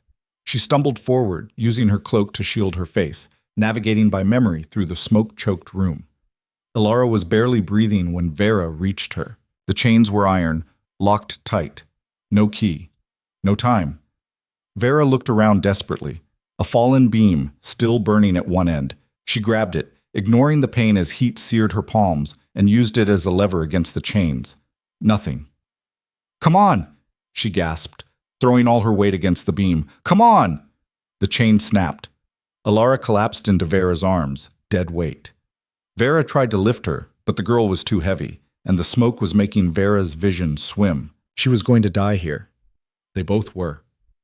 Then strong hands seized Alara, lifting her effortlessly. Veira looked up through streaming eyes to see Kael, blind, cursed Kael, standing in the inferno. "Move!" he roared. Veira moved. They burst through the debris together, Kael carrying Alara with Veira guiding him. Soldiers grabbed them on the other side, hauling them clear as the archive ceiling collapsed with a deafening crash. Fresh air hit Veira's lungs like ice water. She collapsed onto cold stone, coughing violently, her hands screaming in agony. Healers swarmed around them. Someone pressed a wet cloth to Veira's face. Someone else was working on Alara, checking her breathing, her pulse. "She's alive," a healer announced. "Barely, but alive." Veira's vision cleared enough to see Kael kneeling beside her, his face streaked with soot, his hands bleeding from where he'd torn through the debris. "You're insane," she rasped. "You could have died. So could you." His expression was fierce. "Don't ever do that again." "Save someone's life? Run into a burning building without backup." Despite everything, Veira laughed. It came out as a cough, but the intent was there. Then Mira was beside them, her face grim. "The archives are gone," she said. "Everything. 6 generations of research on the curse, family histories, medical records, all of it ash." Veira's brief moment of relief shattered. The archives. Of course, that had been the target all along. Not Alara, though chaining her in the fire was a message, but the knowledge contained in those books, knowledge that might have helped them identify the conspirators. "This was planned," Kael said, his voice deadly quiet. "The examination, finding Darius, the fire, all of it timed to maximum chaos. And minimum evidence," Mira agreed. "With the archives destroyed, we've lost our primary source of historical information. We can't cross-reference bloodlines, can't verify who has the knowledge to perform curse transference. We still have Alara," Veira said, "and Darius. They're both witnesses. To what?" Mira's frustration was evident. Darius was set up. He knows nothing, and Alara barely survived. Even if she wakes up, what can she tell us that we don't already know? That someone threatened her brother? We knew that. Then we're back to nothing. Veira's hands clenched, pain flaring from her burns. They've covered their tracks. Not entirely. Kael stood, his jaw set. They made a mistake. They revealed themselves. "How?" Mira demanded. "By acting now. By destroying the archives today, specifically." His blind eyes found Veira with uncanny accuracy. "They're afraid of what we might find, which means there was something in those archives that could identify them, something specific enough that they couldn't risk us discovering it." Veira's mind raced. Family histories, bloodline records. More than that. Kael's expression was hard. Those archives contained detailed accounts of every Draven who'd ever manifested the curse. Symptoms, progression rates, ages of onset. If someone was researching curse transference, they'd need that information to perfect the technique. "So we're looking for someone who's had access to the archives over an extended period," Mira said. "Someone who's been studying the curse. Or someone who's been working with an expert." Kael turned toward the destroyed wing, smoke still billowing from the ruins. "Patrick!" The archivist. The old man who'd presided over the collection like a dragon guarding gold. Who would know better than anyone what the archives contained and who'd been studying them. "Where is he?" Veira asked. Mira's face went pale. "He was in the archives when the fire started." They found Petrick's body in what remained of the reading room, crushed beneath a collapsed bookshelf. At first it looked like a tragic accident, an old man caught in the wrong place when the fire started. But Veira had treated enough deaths to know the difference between accident and murder. "His skull," she said quietly, kneeling beside the corpse. It's fractured. The angle's wrong for a falling shelf. Someone hit him from behind before the fire started. Kael's expression went deadly. He knew who was using the archives, who was researching the curse, and they killed him to keep him quiet. Veira stood, her burned hands throbbing, just like they killed Tam, just like they tried to kill Alara. How many more? Mira's voice was raw. How many more people have to die before we stop them? The question hung in the smoke-filled air, unanswerable. That night, with Alara still unconscious in the healer's wing and half the eastern section of Wolfcrest reduced to ash, Veira sat in Kael's chambers and tried not to fall apart. Her hands were bandaged, treated with salves that dulled the worst of the pain but couldn't erase it entirely. Every movement sent fresh agony lancing up her arms. Kael sat across from her, silent. He'd been silent for hours, processing, calculating. The explosion had shaken something loose in him, some last vestige of patience or restraint. I'm going to war, he said finally. Veira looked up. What? Whoever's behind this, they've moved beyond conspiracy into open attack. They burned my archives, killed my people, nearly killed you. His hands clenched.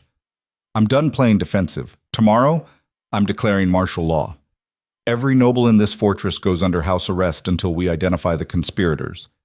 Kael, you can't imprison your entire court. Watch me. His voice was iron. I don't care if it takes months. I don't care if half of them hate me for it. I will not let them keep killing while we investigate politely. Veira understood the impulse. She felt it too, the desperate need to do something, anything, to stop the bleeding. But martial law would fracture the kingdom, turn allies into enemies, give the conspirators exactly what they wanted. There's another way, she said quietly. I'm listening. Me. Veira met his unseeing gaze. I'm the catalyst. The one thing that's disrupting their plans. They wanted you isolated, weakened, dying slowly from the curse. But I'm changing that, making you stronger. What are you suggesting? I'm suggesting we use that. She leaned forward despite the pain in her hands. We make them think their plan is working, that the fire, the chaos, the deaths, it's all driving a wedge between us. We stage a public falling out. You denounce me, send me away under guard. Absolutely not. Listen, no. Kael stood, agitation clear in every line of his body. I'm not using you as bait, not after you nearly died today. It's the only way to draw them out, Veira insisted. They're too careful, too hidden. But if they think I'm vulnerable, separated from your protection, they'll kill you. Not if we control the situation. Keep me under secret guard. Make it look like I'm isolated, but actually, no. Kael's voice cracked. I won't risk you. I can't. Veira stood, crossing to him. When she touched his face, he flinched, then leaned into her palm. You're already risking me, she said softly. Every day I stay here, absorbing your curse, I'm dying a little more. The mage said so. My life force is intertwined with yours, pulling the curse into myself. Eventually, it'll kill me. Then we stop. We separate, and you go blind, deaf, lost in darkness while your enemies close in. She pressed her forehead to his. I won't let that happen. Not when I can help. By sacrificing yourself? By fighting back. Her voice hardened. I've spent my whole life running from things I couldn't control. A sickness I couldn't cure. A brand I didn't earn. People who wanted me dead for crimes I didn't commit. I'm done running, Kael. I'm done being a victim. His hands found her waist, pulled her close. This isn't about being a victim. It's about survival. Exactly. And right now, the best chance we have at survival is making the conspirators think they've won, drawing them into the open where we can strike. Kael was quiet for a long moment. She felt the war raging inside him, the king who needed to make strategic decisions warring with the man who'd already lost too much. If we do this, he said finally, we do it my way. Full secret guard detail. Mira coordinating everything, and the moment it goes wrong, the moment you're in real danger. You pull me out, I know. Veira smiled against his chest. I trust you. You shouldn't. But his arms tightened around her. I'm half blind and fully cursed, not exactly a reliable protector. You walked into a burning building to save me. That was insanity, not protection. Then I like your brand of insanity. They stood like that for a long time, two people clinging to each other in the darkness, knowing that tomorrow would tear them apart. The public denouncement happened at dawn in the Great Hall, with every noble and servant in Wolfcrest assembled to witness. Kyle stood at the head of the room, his expression cold and remote. Veira knelt before him, wrists bound. For show, Mira had assured her, but the rope still bit into her burned flesh. Veira of Grey Hollow, Kyle's voice rang out, formal and condemning. You stand accused of practicing forbidden magic, of manipulating this court through deception and dark arts, of endangering the lives of my people through your reckless actions. Gasps echoed through the hall. Veira kept her head bowed, playing her part. The fire in the eastern wing, Kyle continued, occurred during your unauthorized rescue attempt. 3 people died in the aftermath. The royal archives, irreplaceable knowledge spanning 6 generations, destroyed. I was trying to save Alara. Veira's voice cracked, and it wasn't entirely acting. You were playing hero. Kyle's tone was brutal. And people died because of it. The mages have confirmed that your presence destabilizes the curse magic in this fortress, that your very existence here puts everyone at risk. Lady Thorne stepped forward, her expression triumphant. What is your judgment, Majesty? Kyle's jaw tightened. For a heartbeat, Veira thought he might call the whole thing off, might refuse to speak the words that would condemn her. Then, exile. Effective immediately. Veira will be escorted to the southern border and released. She is forbidden from ever returning to Dravenlands under penalty of death. The hall erupted in approval, nobles nodding, servants whispering. Gregor watched from his seat, that pleasant smile fixed in place, but his eyes were calculating. Veira was hauled to her feet by guards she knew, Mira's most trusted soldiers, in on the plan. They pulled her from the hall roughly, making it look real while being careful of her injuries. As they passed Gregor, he leaned close. Pity, he murmured, just loud enough for her to hear. I was starting to enjoy having you around. Then they were past him, out of the hall, into the corridor. Veira's pulse hammered. The performance had been convincing. Now came the hard part. Waiting. They placed her in a tower room, comfortable but isolated, with a single window overlooking the mountain pass. The guards took positions outside her door. Mira came by personally to brief her. We wait, she said quietly. See who moves, who tries to make contact. The conspirators will either celebrate your removal or try to ensure you can't come back. Her eyes were hard. Either way, they'll expose themselves. And if they just let me go, if they think exile is enough, then we've accomplished nothing. Mira's expression was grim.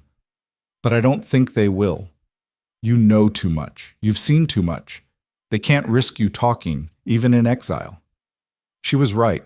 Veira knew she was right, which meant someone would come for her. The question was who? Night fell.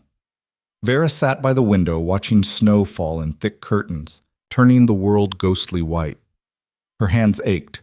Her chest felt hollow. The distance from Kyle was like a physical wound, and she wondered if this was what he felt as the curse slowly stole his senses, this creeping isolation, this severing of connection.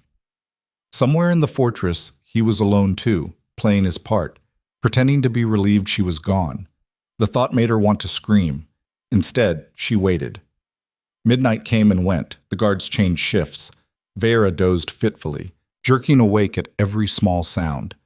Then, in the deepest part of night, a sound at her door. Not the guards. Something else. A soft scrape of metal, a whisper of fabric. Veira's eyes snapped open. She stayed perfectly still, feigning sleep, watching through barely slitted eyes. The door opened silently. A figure entered, robed and hooded, moving with practiced stealth. They crossed to the bed, and Veira saw the glint of a blade. Not exile, then. Execution. The figure raised the knife. And Veira moved. She rolled off the bed, hitting the floor hard. The blade buried itself in the mattress where her throat had been. The figure cursed, yanking the weapon free. Veira scrambled backward. "Guards!" But no response came. The figure turned toward her, and in the moonlight filtering through the window, Veira saw their face. Not Gregor, not Thorn, Lady Corvin, the elderly advisor's wife, a second cousin to the Draven line, someone no one would ever suspect. "You should have stayed branded and broken," Corvin said, her voice cold. "Should have died on that cliff like you were meant to, but you had to survive, had to interfere. You—" Veira's mind reeled. "You're behind all of this?" "Not behind. Beside." Corvin smiled. "Did you really think this was a single conspiracy? One person working alone?" The door burst open. But it wasn't the guards. It was Gregor, flanked by 3 soldiers Veira didn't recognize. And behind them, Lord Corvin himself. Her heart stopped. "Good work, my dear," Corvin said to his wife. "Though you should have killed her cleaner, now we'll have to improvise." Gregor's pleasant smile was gone, replaced by something far more dangerous. Indeed, can't have her screaming and alerting the wrong people. Veira backed against the wall, trapped. This wasn't a single conspirator. It was a network, multiple nobles working together, and she'd walked right into their trap. "Where are the guards?" she demanded. "Drugged, just like the ones watching dear Ilara." Lady Corvin moved closer, knife still in hand. "You really should have stayed gone, girl. Kael's exile would have solved so many problems." "Until she talked," Gregor said. "Can't have that. Too many secrets." Veira's mind raced. Mira knew she was here. Kael knew the plan. But if the guards were compromised, if the conspirators had moved faster than expected, "Kael will know," she said, fighting to keep her voice steady. "He'll come for me." "Will he?" Gregor's laugh was cold. His blind, cursed majesty. "By the time he realizes something's wrong, you'll be bones at the bottom of the gorge. A tragic accident during your exile journey." Lord Corvin stepped forward. "Nothing personal, understand. But you're an obstacle, and obstacles must be removed." The knife flashed toward her throat, and the window exploded inward. Glass and snow and sudden violence erupted into the room. Figures in dark clothes poured through the opening. Mira's soldiers rappelling from the roof. Steel clashed against steel. Veira dove for cover as chaos consumed the room. Through the madness, she saw Gregor fighting with vicious efficiency, saw Lady Corvin go down under a soldier's blade. Lord Corvin was screaming orders, backing toward the door. Then Kael was there. He moved through the fight like a force of nature, his sword singing despite his blindness, his movements guided by sound and instinct and rage. He cut through Corvin's guard, blade finding throat with surgical precision. The old lord collapsed, gurgling. "Veira!" Kael's voice cut through the chaos. "Here!" She crawled toward him, glass cutting her palms. His hand found hers, pulled her close. Around them, the fight was ending. Conspirators dead or captured, Mira's soldiers securing the room. But Gregor was gone. "He ran," Mira snarled, blood streaming from a cut on her face. "Toward the stables." "Then we follow," Kael said, his voice deadly calm. They pursued through corridors slick with snow that had blown through broken windows. Downstairs, through the armory, out into the courtyard where horses screamed and soldiers scrambled to respond. Gregor was mounted, already halfway to the gate. Kael grabbed a bow from a nearby soldier, knocked an arrow with practiced ease. "You can't see him," Veira gasped. "I don't need to." Kael's expression was cold. "I can hear his horse, smell his fear." He loosed the arrow. It flew through falling snow, through darkness, through impossible distance, and buried itself in Gregor's back. The impact threw him from his saddle. He hit the ground hard, the horse bolting away. By the time they reached him, he was coughing blood. The arrow lodged deep. Fatal, but not immediately. Kael knelt beside his cousin, his expression unreadable. "Why?" he asked quietly. Gregor's laugh was wet, broken. "Because you were supposed to die. The curse, it should have taken you years ago, but you kept fighting, kept surviving, and then she—" He coughed, red staining his lips. "She gave you hope. We couldn't allow that." "We?" "The old families, the ones who remember when Dravens led from strength, not—" Another cough. Not from blindness. You're weak, cursed. You should have stepped aside. For you? For anyone. Gregor's eyes were fading. Your father was weak too, trusting. Look where it got him. Cale's hands clenched. You killed him. Uncle did. Years of planning, slow poison masked as curse progression. Gregor smiled through blood. We've been patient, waiting for you to follow him. But then you had to survive, had to find her. His gaze found Veira. Should have let you fall, Deathbringer. Should have. He convulsed once, then went still. Silence fell over the courtyard, broken only by falling snow and heavy breathing. Kyle stood slowly, his expression carved from stone. Round up anyone associated with the Corvin, he ordered. Anyone who was in their household, their employ, their... Kyle, Mira said quietly, it's over. We got them. Did we? His voice was raw. Or are there more, hiding, waiting? No one had an answer. Veira stepped close, took his blood-stained hand in hers. Later, she said softly. We hunt them later. Right now, her voice cracked. Right now we survive. Cale's arms came around her, pulled her against his chest. She felt him shaking, rage or grief or relief, she couldn't tell. Around them, Wolf Crest slowly came back to life. Soldiers securing prisoners, healers rushing to treat wounds, the fortress breathing again after holding its breath. But in Veira's mind, one thought echoed. Gregor had mentioned an uncle, someone who'd killed King Aldrich, someone who'd been pulling strings for years, someone who wasn't among the dead. The conspiracy wasn't over. It had just lost its public face. And somewhere in the darkness, the real architect was watching. Waiting. Planning their next move. The name came 3 days later, whispered by a dying conspirator who'd been found hiding in the wine cellars. Dryan, the man gasped, blood bubbling at his lips. Lord Dryan Draven, the king's uncle. He's been in the southern holdings for years, but he's coming back. Then he was gone. Veira stood in the dungeon corridor, watching Mira wipe her blade clean with methodical precision. Around them, the fortress was still reeling from the purge. 12 nobles arrested, 5 dead in the fighting, another 8 fled into the mountains. The Corvin conspiracy had been dismantled, but its roots ran deeper than anyone had imagined. Dryan Draven, Kyle repeated, his voice flat. He stood with one hand braced against the stone wall, exhaustion carved into every line of his face. My father's younger brother. I was told he died 5 years ago. Fever, they said. Convenient lie, Mira muttered. If he's been alive this whole time, pulling strings from the southern territories, then everything traces back to him. Veira's mind raced.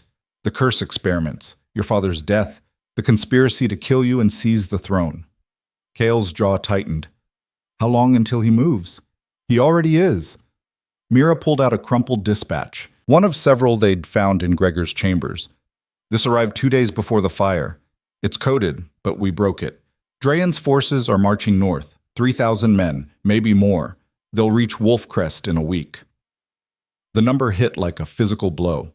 Wolf Crest's garrison was barely 800 strong, and half of those were scattered across the mountain passes on patrol. We can't hold against 3,000, one of Mira's lieutenants said quietly. Not without reinforcements. Then we get reinforcements. Kyle straightened, his expression hardening into something Veira had seen before. The king making impossible decisions.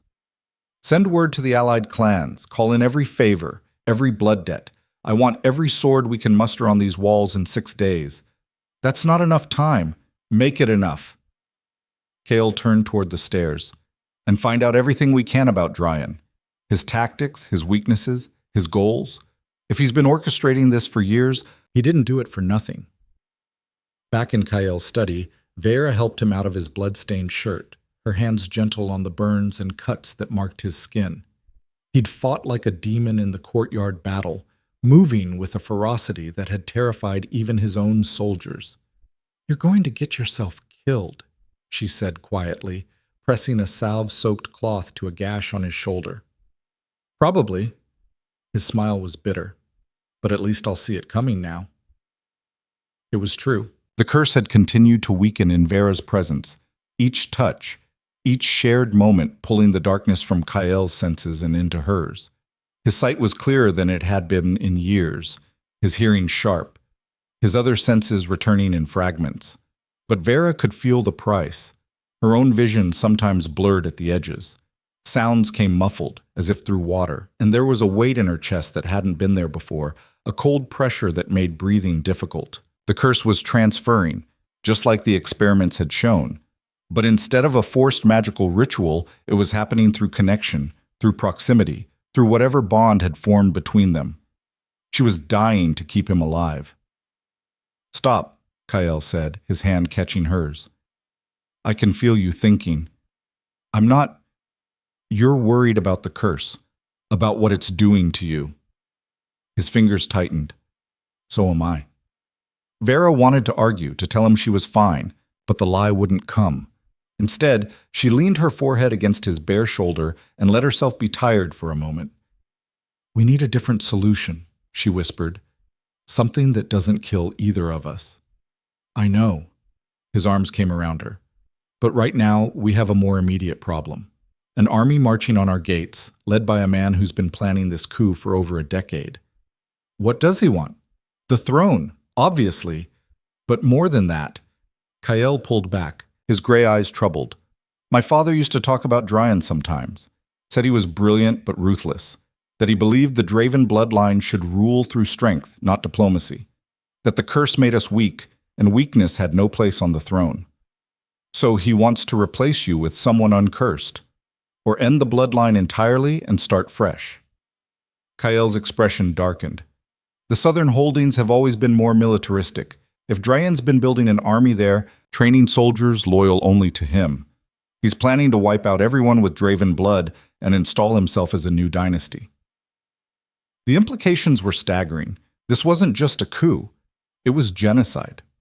Every person carrying the cursed bloodline would be a threat to Dryan's legitimacy, which meant Kael, his distant cousins, even children with a drop of Draven heritage would be marked for death.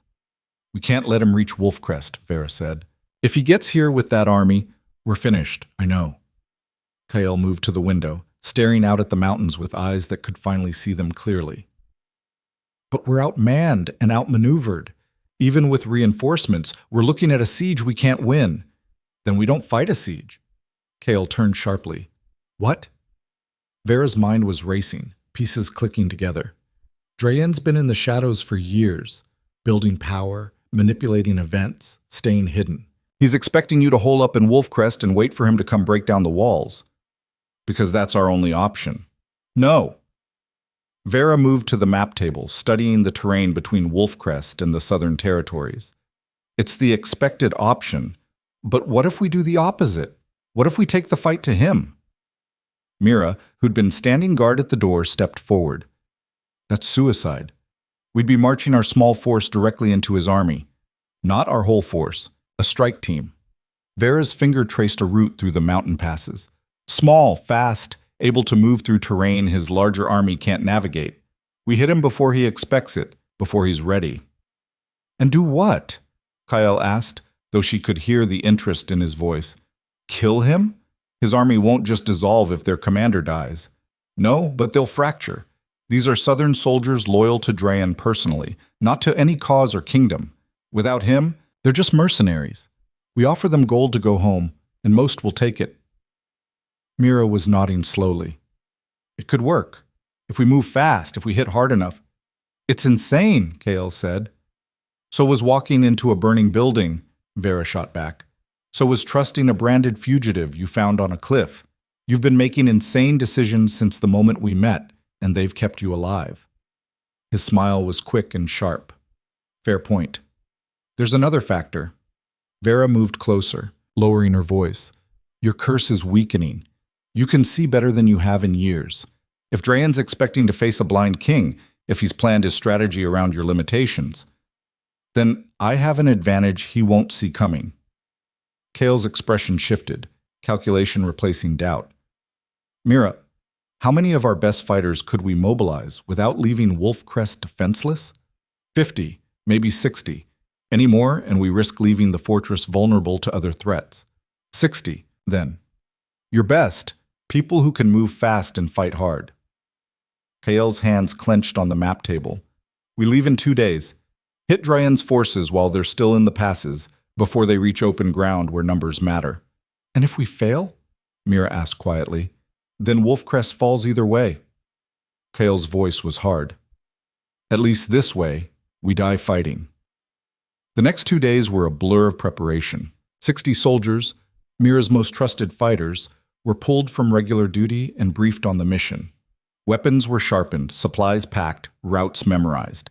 The fortress buzzed with controlled chaos as everyone prepared for a battle they might not survive. Veira spent most of her time in the healer's wing, treating the wounded from the courtyard battle and preparing field supplies for the strike team. Her hands had healed enough to work, though the scars remained, pink and shiny, a permanent reminder of the fire. Alara had woken the day after Gregor's death, groggy and traumatized but alive. She'd wept when Veira told her about Tam's note, about how his testimony had helped break the conspiracy. He wasn't a coward in the end, Alara whispered. He tried to make it right. He did make it right, Veira assured her. Without that note, we never would have known to look deeper. He saved lives, Alara, including yours. The girl had clung to that, and to the promise that Veira would make sure Dryan paid for everything he'd done. On the morning of departure, Veira stood in the armory being fitted for traveling leathers. She wasn't a fighter, couldn't swing a sword to save her life, but Kael had insisted she come. We might need a healer in the field, he'd said, and I need you close. The real reason hung unspoken between them, the curse. Every hour they spent apart, Kael's symptoms worsened. The sight he'd regained began to fade. Sounds became muffled. Whatever was happening between them required proximity to maintain, which meant if Veira stayed behind, Kael would march into battle half-blind again. Stop squirming, the armorer muttered, adjusting straps across Veira's chest. This needs to fit right, or you'll get yourself killed. I'm not planning to fight. Plans change. The woman's expression was grim. Everyone on this mission needs to be ready for combat, even healers. She pressed a knife into Veira's hand, small, balanced, designed for close work. Veira stared at it, feeling the weight, the cold promise of violence. I don't know how to use this. You stick it in someone who's trying to kill you. That's all you need to know. The armorer stepped back, surveying her work. You'll do. Try not to die. Inspiring words. Veira found Kael in the stables, checking his horse's saddle with practiced hands. He looked different in full battle gear, harder, older, every inch the warrior king, despite the curse that should have made combat impossible. Ready? He asked without turning. No. Veira moved to his side. But I'm coming anyway. His smile was brief. That's my girl. They rode out as dawn broke over the mountains, 60 soldiers moving in tight formation through snow-covered passes. Mira led the vanguard, her scouts ranging ahead to watch for threats. Kael rode in the center, Veira at his side, his hand occasionally drifting to touch her arm, maintaining contact, maintaining the connection that kept his senses sharp. The first day passed in tense silence, everyone conserving energy for what lay ahead. They made camp in a sheltered valley, fires kept small and smokeless to avoid detection. Veira sat with Kael after the evening meal, both of them wrapped in furs against the mountain cold. Tell me about Dryan, she said quietly. What was he like before all this? Kael was quiet for a long moment. Charismatic, brilliant, my father's favorite brother. They were close once, before the curse took my sight. His jaw tightened. After I went blind, Dryan changed, started making comments about leadership requiring strength, about how the curse was a sign our bloodline was failing. Your father didn't agree? My father believed the curse was a test, that overcoming it made us stronger, not weaker. Kael's smile was sad. He was wrong, obviously. The curse just kills us slowly, but he never stopped believing I could lead despite it. He was right about that part. Was he? I'm leading 60 people into a battle against 3,000, not exactly brilliant strategy. It's the only strategy we have. Veira leaned against his shoulder. And it's better than waiting to die. Is it? His voice dropped. Veira, If this goes wrong, if Drayan kills me, promise me you'll run. Get as far from Dravenlands as you can and never look back. I'm not making that promise. You have to. If I die, the curse dies with me. You'll be free of it, free of all of this. I don't want to be free of you. The words came out fierce, raw. I want you alive. I want us both alive. And I'm not running ever again. Cale turned toward her, his eyes finding hers in the firelight. His hand came up to cup her face, thumb tracing her cheekbone. How did I get this lucky? He whispered. You caught me when I fell. Best decision I ever made. He kissed her then, slow and deep, like a man memorizing sensation in case it's the last time. Veira kissed him back, tasting smoke and desperation and something that felt dangerously permanent.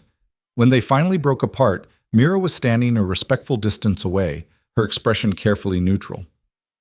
Scouts report Dryan's forces are 2 days ahead, she said quietly. They've made camp in Widow's Pass. It's narrow, defensible. They're not expecting an attack. Perfect. Kael stood, his expression shifting back to the king. We hit them tomorrow night, fast, brutal, directly at Dryan's command tent. Veira, you stay with the rear guard. No, Veira interrupted. I stay with you. It's too dangerous.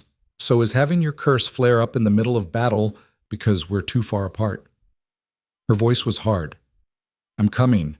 End of discussion. Kael looked like he wanted to argue, but Mira spoke first. She's right. We can't risk you losing sensory function during combat. She stays close. The captain's eyes cut to Veira. But you follow orders. No heroics. No improvising. You do exactly what we tell you, when we tell you. Understood? Veira nodded, her throat tight.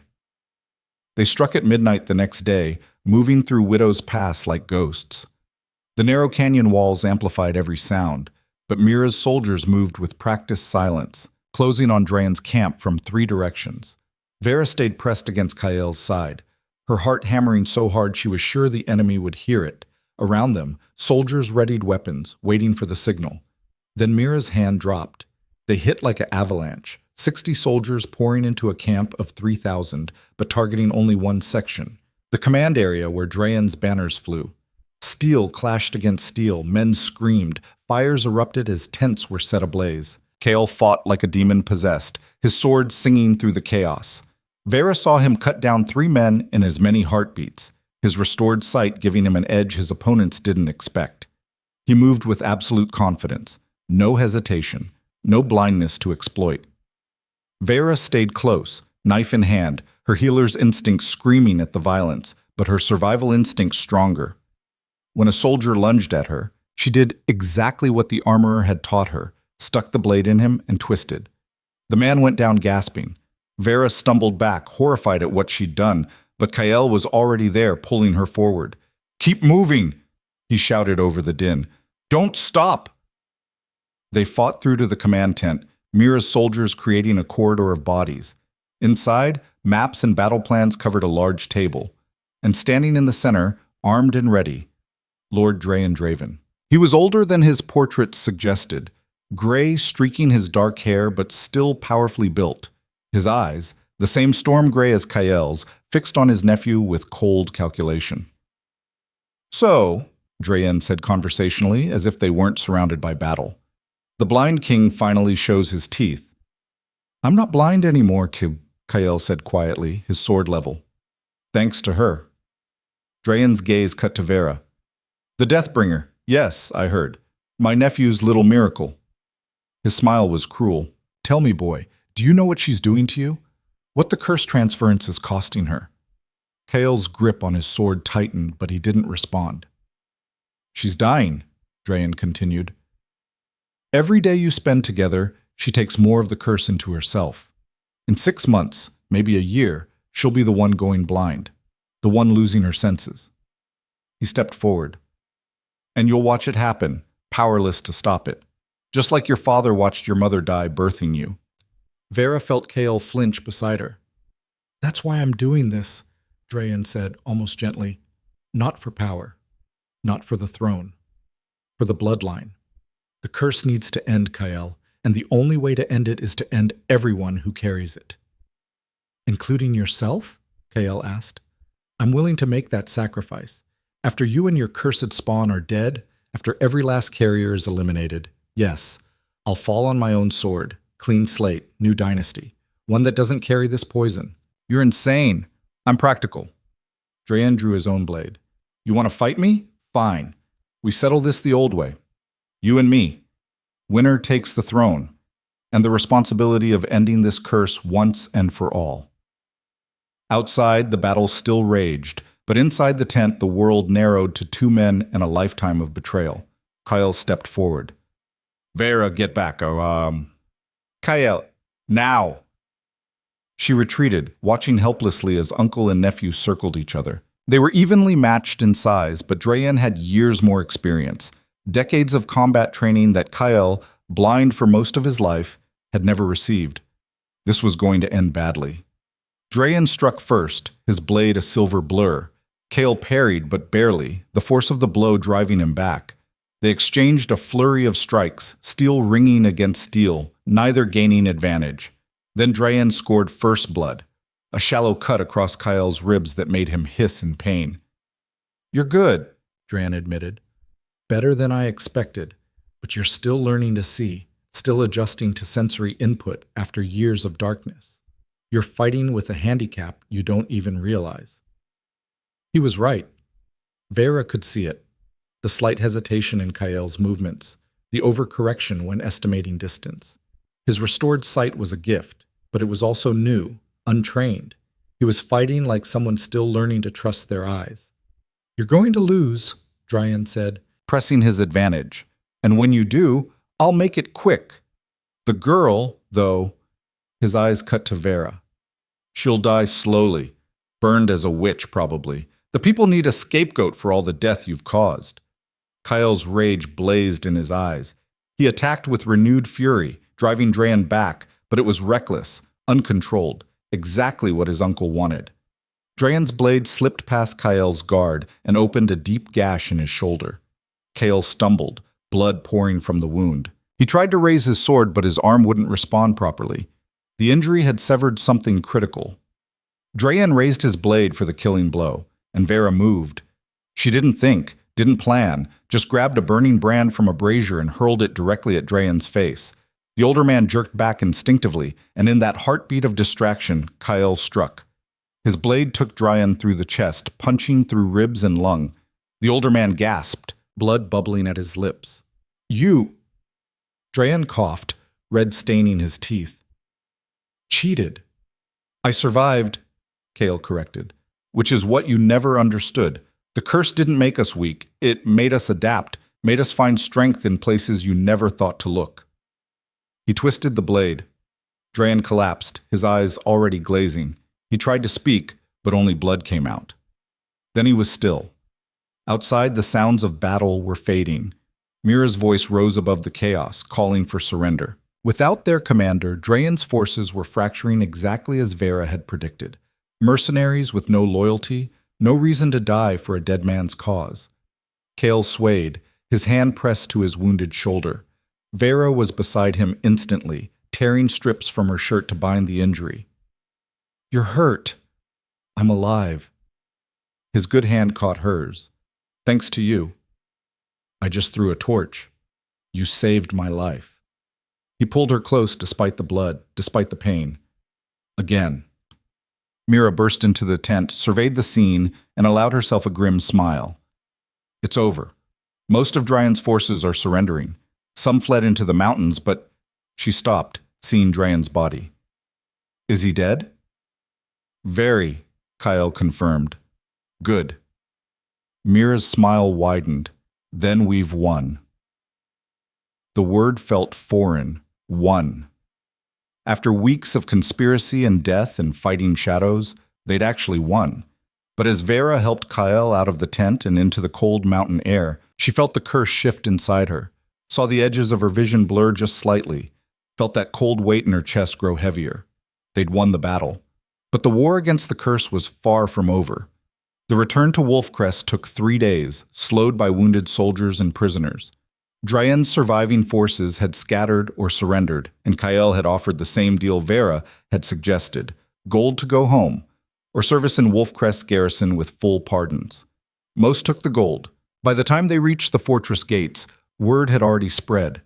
The blind king had marched against impossible odds and won, had killed the traitor uncle who'd orchestrated a decade of death, had restored order to Dravenlands through strength and cunning.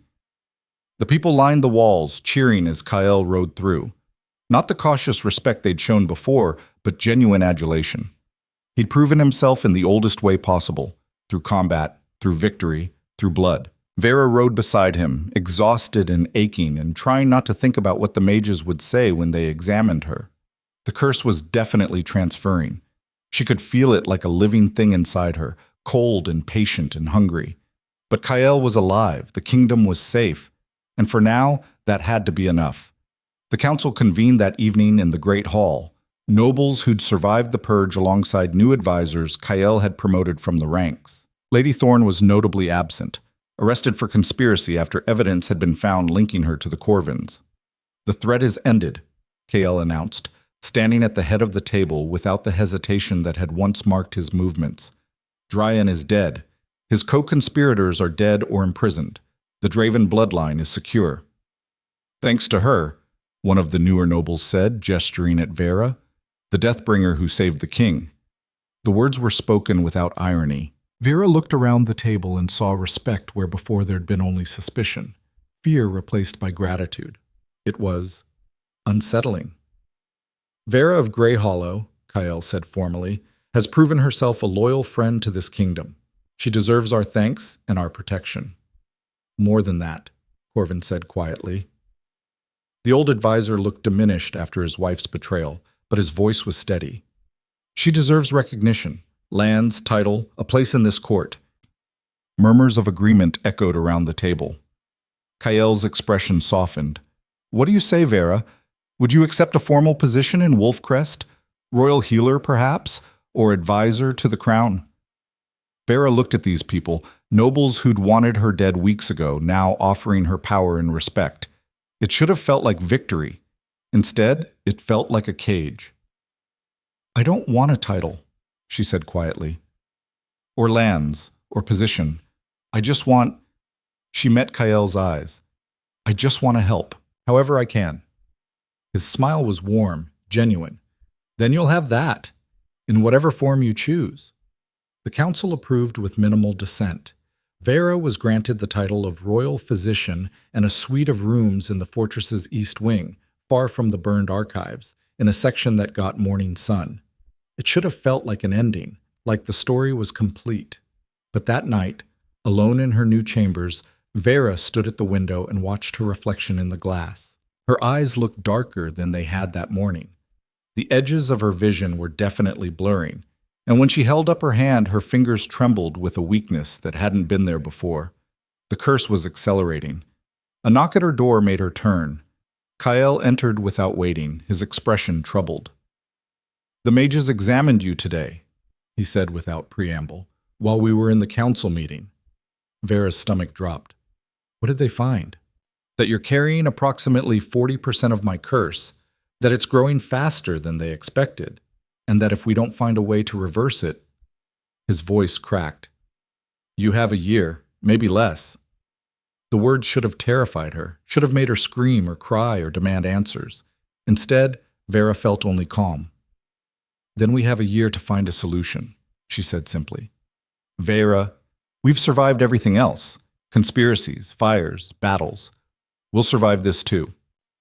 She moved to him, taking his hands. "Together." Kael pulled her close, his forehead against hers. "I won't let you die for me. And I won't let you die at all." She smiled against his lips. "Stubborn, remember?" "Impossible," he corrected. But he kissed her anyway, fierce and desperate and full of all the words neither of them could say. Outside, Wolfcrest settled into an uneasy peace. The kingdom was saved, the conspiracy destroyed, the blind king proved victorious. But in a fortress built on stone and secrets, one truth remained unshaken. The curse was still alive, still hungry, and the real battle was just beginning. The answer came from the last place anyone expected, a half-burned journal recovered from the archive ruins. Veira found it 3 weeks after their return, buried under charred timbers in what had once been Petrick's private study.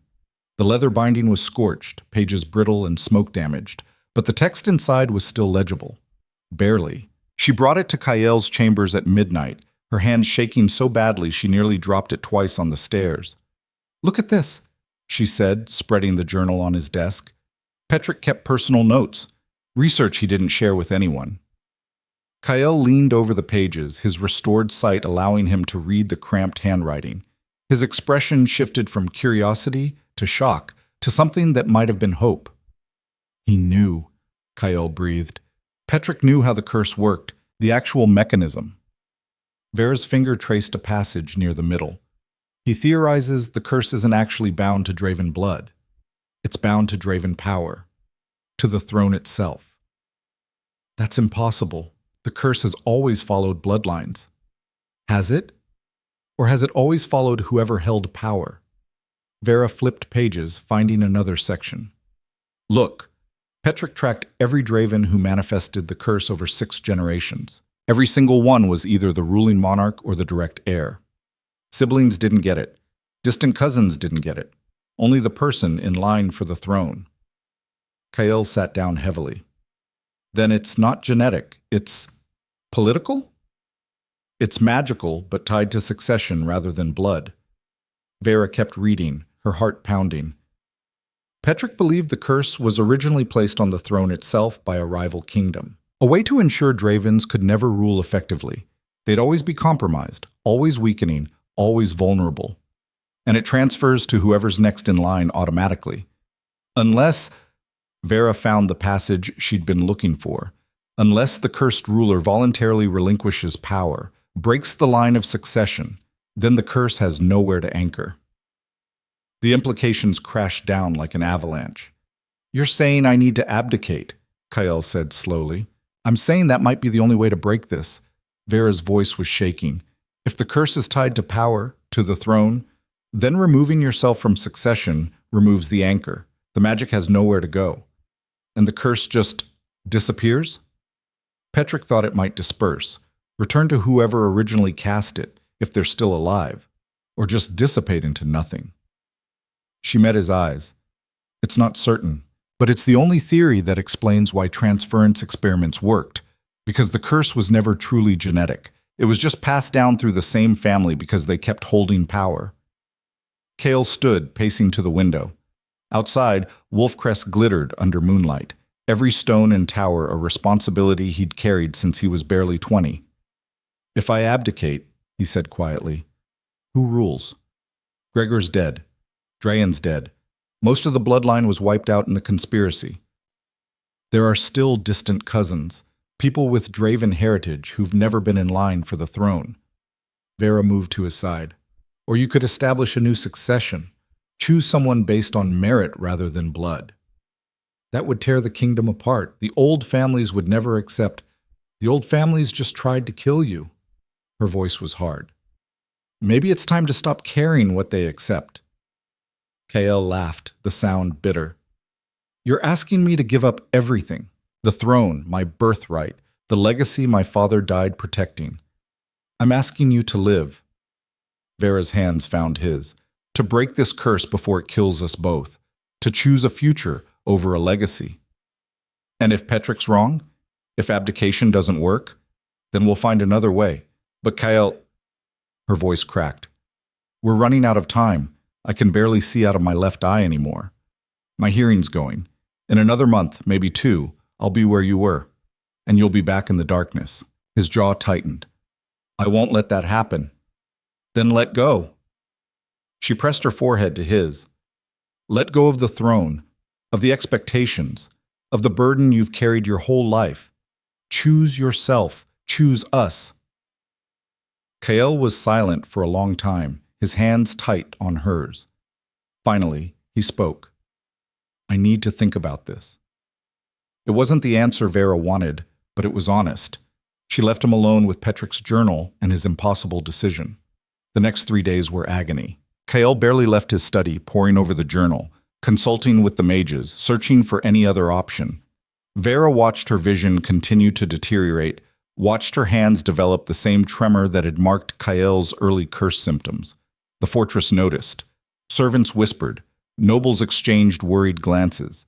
Their king was facing a choice that would reshape everything. On the fourth day, Kael called a full assembly. Every noble, every soldier, every servant who could fit into the great hall was summoned. They packed the space to capacity, standing room only, tension thick enough to choke on. Kael stood at the front, dressed in formal regalia, looking every inch the king, but his expression was something Veira had never seen before, resolved, calm, and utterly free of doubt. "I've called you here," he began, his voice carrying across the silent hall, "to announce a decision, one that will change the future of Draven lands." The crowd held its breath. "For 6 generations, our family has been cursed. The firstborn of every ruling line loses their senses one by one until death or madness claims them. It's cost us kings, heirs, countless lives." He paused. "I believed, as my father believed, that this was our burden to bear, our test to overcome." Veira's heart hammered. "I was wrong," Kael said simply. "The curse isn't a test. It's a weapon. One placed on this throne by enemies long dead, designed to ensure Dravens could never rule effectively. And I've recently learned," he held up Petric's journal, "that it's not actually tied to our blood. It's tied to our power, to the throne itself." Gasps echoed through the hall. Nobles shifted uncomfortably. The mages in the gallery leaned forward with sudden interest. "Which means," Kael continued, "there's a way to break it, a way to end 6 generations of suffering." "How?" someone shouted from the crowd. Kael's smile was sharp. "I abdicate." The hall erupted, nobles shouting, soldiers demanding clarification, everyone talking over each other in confusion and shock. Kael waited for the chaos to die down, then spoke again. "I'm not abandoning you, I'm freeing us, all of us." His voice was steady. "The curse has controlled this family for too long, dictated our lives, our deaths, our every decision. I won't let it control our future." "But who will rule?" Corvin asked, his voice cutting through the noise. "The succession will be reformed," Kael interrupted. "I'm proposing a new system, a council of elected nobles and common-born advisors who will govern until a new monarch can be chosen, not by blood but by capability, by the will of the people they'll serve." The silence was deafening. "You're suggesting democracy," one of the nobles said, making it sound like a curse word. "I'm suggesting survival," Kael corrected. "The old way nearly destroyed us. Dryan, the Corvins, the conspiracy. All of it was people fighting over a throne that's been poisoned from the start. Maybe it's time we built something new." Mira stepped forward from the crowd. "And what happens to you after you abdicate?" Kael's eyes found Veira across the hall. "I become what I should have been all along, just a man, free to live without the weight of a curse or a crown." The words hit Veira like a physical blow. He was doing it, actually doing it. "This is madness," a noble shouted. "The kingdom needs a king. The kingdom needs leadership," Kael corrected. "It doesn't have to come from one person wearing a crown. We can do better. We will do better." He pulled a knife from his belt. Ceremonial, ornate, the blade that had been used in Draven coronations for generations. Then, in front of everyone, he sliced across his palm, letting blood drip onto the stone floor. "I, Kael Draven, formally relinquish my claim to the throne. I renounce my title, my power, and my place in the line of succession." His voice rang out clear and absolute. "Let the curse have nothing left to hold." For a moment, nothing happened. Then Veira felt it. A shift in the air, like pressure releasing. The cold weight in her chest, the curse she'd been absorbing, suddenly lurched, twisting, trying to find purchase. But there was nowhere for it to go. Kael wasn't king anymore. Wasn't heir. Wasn't anything the curse could anchor to. The magic writhed, searching desperately for a new host, and found nothing. Veira gasped as the cold pressure suddenly expelled from her body like a breath she'd been holding for months. It poured out of her, visible as a dark mist that coiled in the air above the assembly. The mages moved immediately, hands raised, chanting in languages Veira didn't recognize. The dark mist fought them, lashing out with tendrils of shadow, but they held firm, contained it, compressed it into a sphere of writhing darkness. Then the lead mage spoke a final word, and the sphere shattered. The curse dissolved into nothing, its scream of frustration echoing through dimensions no human ear could hear. Then, silence. Veira's vision cleared, completely. The blurriness at the edges vanished, the darkness receded, and she could see with a clarity that made her want to weep. Her hearing sharpened, the tremor in her hands stopped. The curse was gone. She looked at Kyle and saw him touching his face in wonder, his eyes wide and clear and seeing, truly seeing, without the shadow of impending blindness hanging over him. "It worked," he breathed. "It actually worked." The hall erupted again, but this time in celebration. People cheering, crying, embracing. 6 generations of suffering ended in a single moment of sacrifice and courage. Veira pushed through the crowd to Kyle's side. He caught her in his arms, lifting her off her feet, both of them laughing and crying at the same time. "You did it," she said against his neck. "You broke the curse." "We did it," he corrected. "None of this would have happened without you." The celebration lasted 3 days, the longest 3 days of Veira's life, filled with feasts and speeches and nobles trying to adjust to a world where their king had voluntarily stepped down. The transition wasn't smooth. Some of the older families resisted, demanded a return to traditional succession, but Kyle held firm, and Mira, who'd been appointed head of the interim council, backed him with steel and determination. Within a month, the new system was in place. A council of 12, 6 nobles and 6 common-born, making decisions collectively. It wasn't perfect. Arguments erupted constantly, compromises were painful, and everyone missed the simplicity of a single ruler making final calls. But it worked. Slowly, messily, but it worked. Kale spent those first months helping facilitate the transition, his knowledge of politics and governance invaluable even without the crown. He worked tirelessly, almost obsessively, as if afraid to stop moving.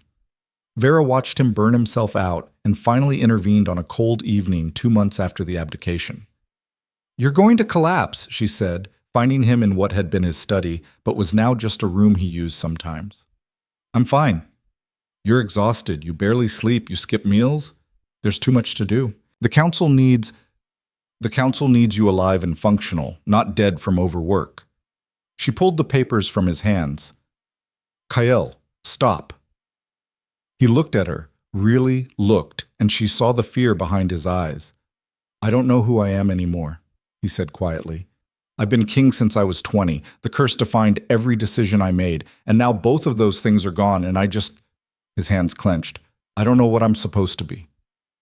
Veira's heart broke. She pulled him close, feeling him shake against her.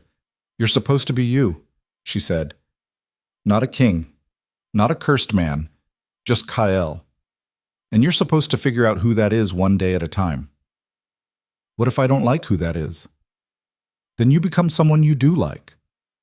She pulled back to meet his eyes. "You spent your whole life fighting to prove you could rule despite the curse. Now you get to figure out what you want, not what's expected, not what's required. What you actually want." Kale was quiet for a long moment. Then, "I want to travel, see the kingdom, really see it with working eyes. Visit the places I only knew through descriptions and maps. Then do that. I want to learn things I never had time for, music, art, things that aren't about politics or strategy. Do that too. He hesitated. "I want you with me, through all of it." Veira's breath caught. "Kyle, I know it's selfish. You're free now too. Free of the curse and the brand and everything that tried to destroy you. You could go anywhere, be anything." His hands framed her face. "But I'm asking you to stay anyway, to build whatever comes next together." Veira thought about the girl who'd run through the forest 3 months ago, branded and broken and certain she was going to die. Thought about all the impossible choices that had led her here, to this moment, to this man. "Yes," she said simply.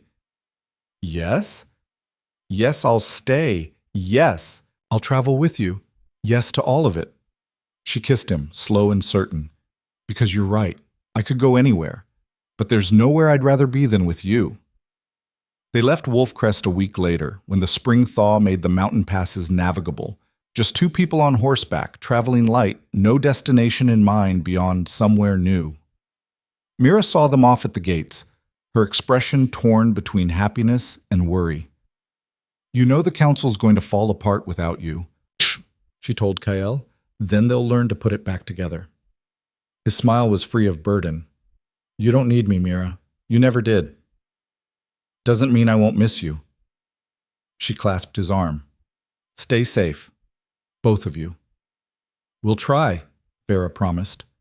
They rode out through gates that had once seemed like a prison and now felt like a threshold. Behind them, Wolfcrest stood strong against the mountains, enduring as it always had. But it was no longer a place of curses and conspiracies. It was just a fortress, just stone and wood and people trying to build something better. The road wound down through valleys still patched with snow, past villages where people waved at the travelers, not recognizing the former king without his crown. Kael waved back, delighted by the anonymity. They stopped in a small town that first night, paying for a room at an inn with coins Kael had saved from his personal allowance. The innkeeper didn't know who they were, didn't care, just gave them a key and pointed them upstairs.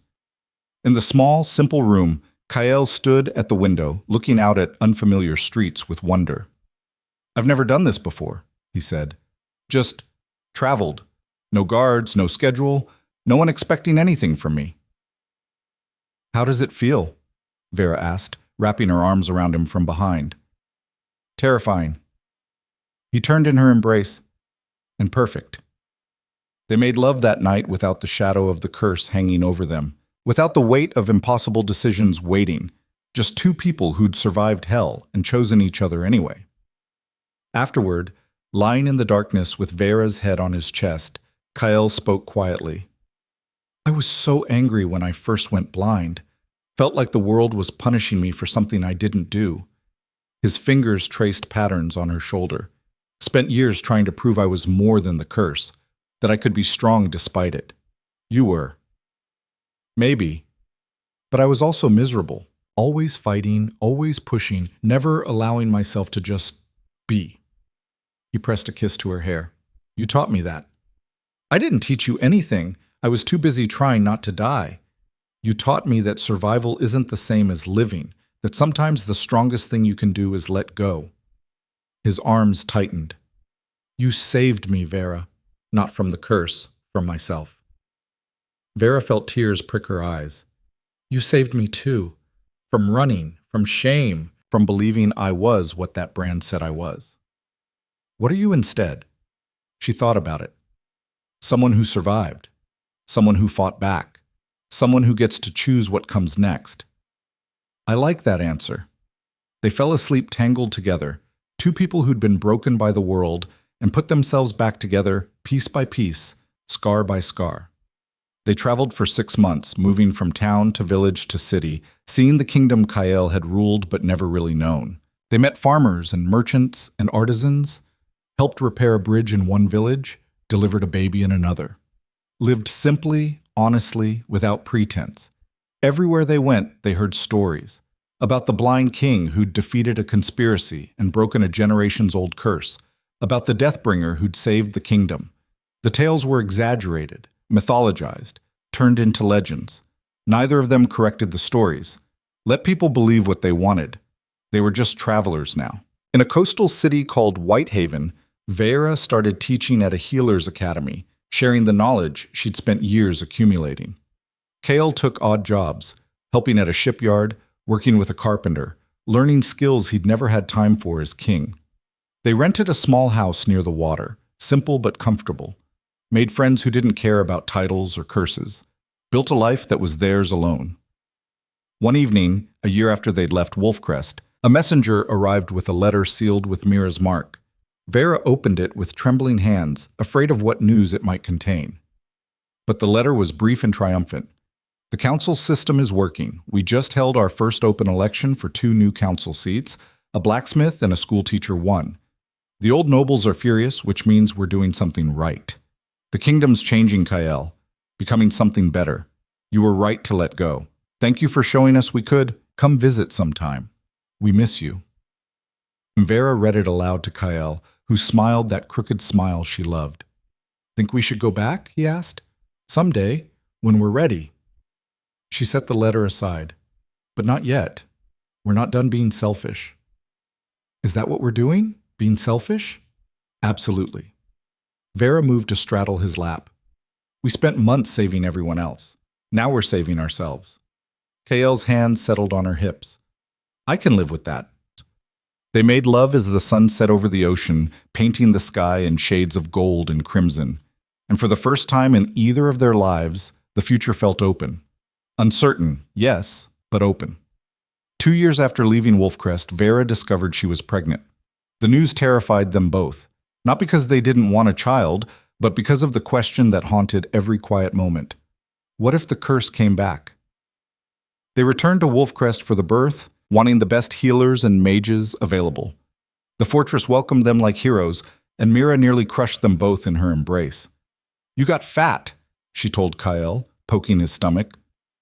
It's called being happy and well-fed, he retorted. You should try it. The pregnancy was difficult. Veira's healer training meant she knew every possible complication, every way things could go wrong. Kael stayed by her side through all of it, steady and certain. When labor came, it was long and brutal. Veira screamed curses that made the midwives blush. Kael held her hand through all of it, letting her crush his fingers until they went numb. Finally, after 18 hours, a baby's cry split the air. A girl, the midwife announced, placing the tiny, squalling infant on Veira's chest. Veira looked down at her daughter, perfect and healthy, and screaming with impressive lung capacity, and felt her heart crack open in ways she hadn't known were possible. Kael touched the baby's tiny hand with shaking fingers, his eyes wide with wonder. Is she? He couldn't finish the question. The lead mage stepped forward, the same woman who'd examined them both so many times. She held her hand over the baby, power flickering around her fingers. Then she smiled. No curse, not even a trace. Your daughter is completely free of it. The relief was so profound, Veira started crying. Kael buried his face in her shoulder, his own tears soaking her skin. Their daughter, they named her Aldara, after Kael's father, would never know the darkness that had haunted her bloodline for 6 generations, would never lose her senses one by one, never face the terror of creeping blindness. She would just be a person, free to become whoever she wanted, exactly like her parents. They stayed in Wolfcrest for 3 months after Aldara's birth, helping with the continued transition and letting Mira spoil her goddaughter shamelessly. The fortress had changed in their absence, more open, more hopeful, governed by a council that actually represented the people it served. It wasn't perfect. There were still arguments, still corruption to root out, still old prejudices to overcome. But it was better. Measurably, undeniably better. On the day they left, the entire fortress turned out to see them off. Not because Kael had been king, but because they'd become symbols. Proof that change was possible, that curses could be broken, that the future didn't have to look like the past. You'll come back? A young girl asked Veira, eyes wide. Of course, Veira promised. This is home. We're just expanding our definition of home. They rode out with Aldara bundled against Veira's chest, the baby sleeping through the commotion. The gates of Wolfcrest closed behind them for the second time, but now it felt different. Not like escape, like freedom. 5 years later, Veira stood in the garden of their Whitehaven home, watching Kael teach Aldara to fish in their small pond. The girl was fearless, wading in up to her knees despite the cold water, chattering constantly about the fish she was going to catch. Careful, Kael called. You'll scare them away. Fish aren't scared of me. I'm nice. Veira smiled, one hand resting on her pregnant belly. Their second child, a boy, the healer said, was due in 2 months. They'd already decided to name him Petrick, after the archivist whose final research had saved them all. A messenger arrived as the sun was setting, bearing another letter from Mira. These came regularly now, updates on the kingdom and requests for advice. Kael and Veira had become unofficial advisors to the council, consulted on major decisions but holding no formal power. It was exactly what they wanted. This letter contained surprising news. The council had voted to erect a monument in Wolfcrest's main square, not to the kings who had ruled, but to the breaking of the curse. To the moment, everything changed. They want to include both of you, Mira wrote. The blind king who chose freedom over power and the branded healer who proved strength comes in unexpected forms. You're legends now, whether you like it or not. Veira showed the letter to Kael that night after Aldara was asleep. Legends? He said, shaking his head. We were just people trying not to die. That's what makes the best legends. But Veira settled against his side. The ones who didn't try to be heroes, who just made the best choices they could with impossible options. Do you ever regret it? Leaving the royal physician position, the influence you could have had? No. The answer was immediate and certain. I spent my whole life being defined by other people's expectations. Healer, Deathbringer, Savior. None of those were really me. This is me. Teaching, healing, raising our children, building a life with you. That's what I chose, and I'd choose it again. Kael kissed her temple. I love you. I know. You tell me every day. Good. I'll tell you tomorrow too. They sat together in comfortable silence, watching the stars emerge over the ocean. Somewhere to the north, Wolfcrest stood strong under new leadership. Somewhere to the south, the frontier town of Grey Hollow no longer hunted a branded fugitive. And here, in a small house by the sea, two people who'd survived the impossible were building something simpler. A family. A future. A life free of curses. Aldara would grow up hearing stories about the Blind King and the Deathbringer, about conspiracies and battles and breaking ancient magic. She'd ask her parents if the stories were true, and they'd tell her yes, but also no. Because the real story wasn't about blind kings or broken curses or dramatic battles. It was about two broken people who found each other at the edge of a cliff, who chose to face impossible odds together, who learned that sometimes the strongest thing you can do isn't holding on, it's letting go. That the truest form of power isn't control, but choice. That survival is important, but living is better. And that in the harshest wilderness, against the cruelest odds, love isn't what saves you, it's what makes being saved worth it. Years later, when Veira was old and gray and Kael's restored sight had begun to dim with natural age instead of curse-driven darkness, they would sit in their garden and remember. The forest. The brand. The blind king who caught her when she fell. All the impossible decisions that led them here, to this quiet life, to these children and grandchildren who carried no curses, only possibility. And they would hold hands, scarred and weathered and perfectly imperfect, and know with absolute certainty they'd chosen right every single time.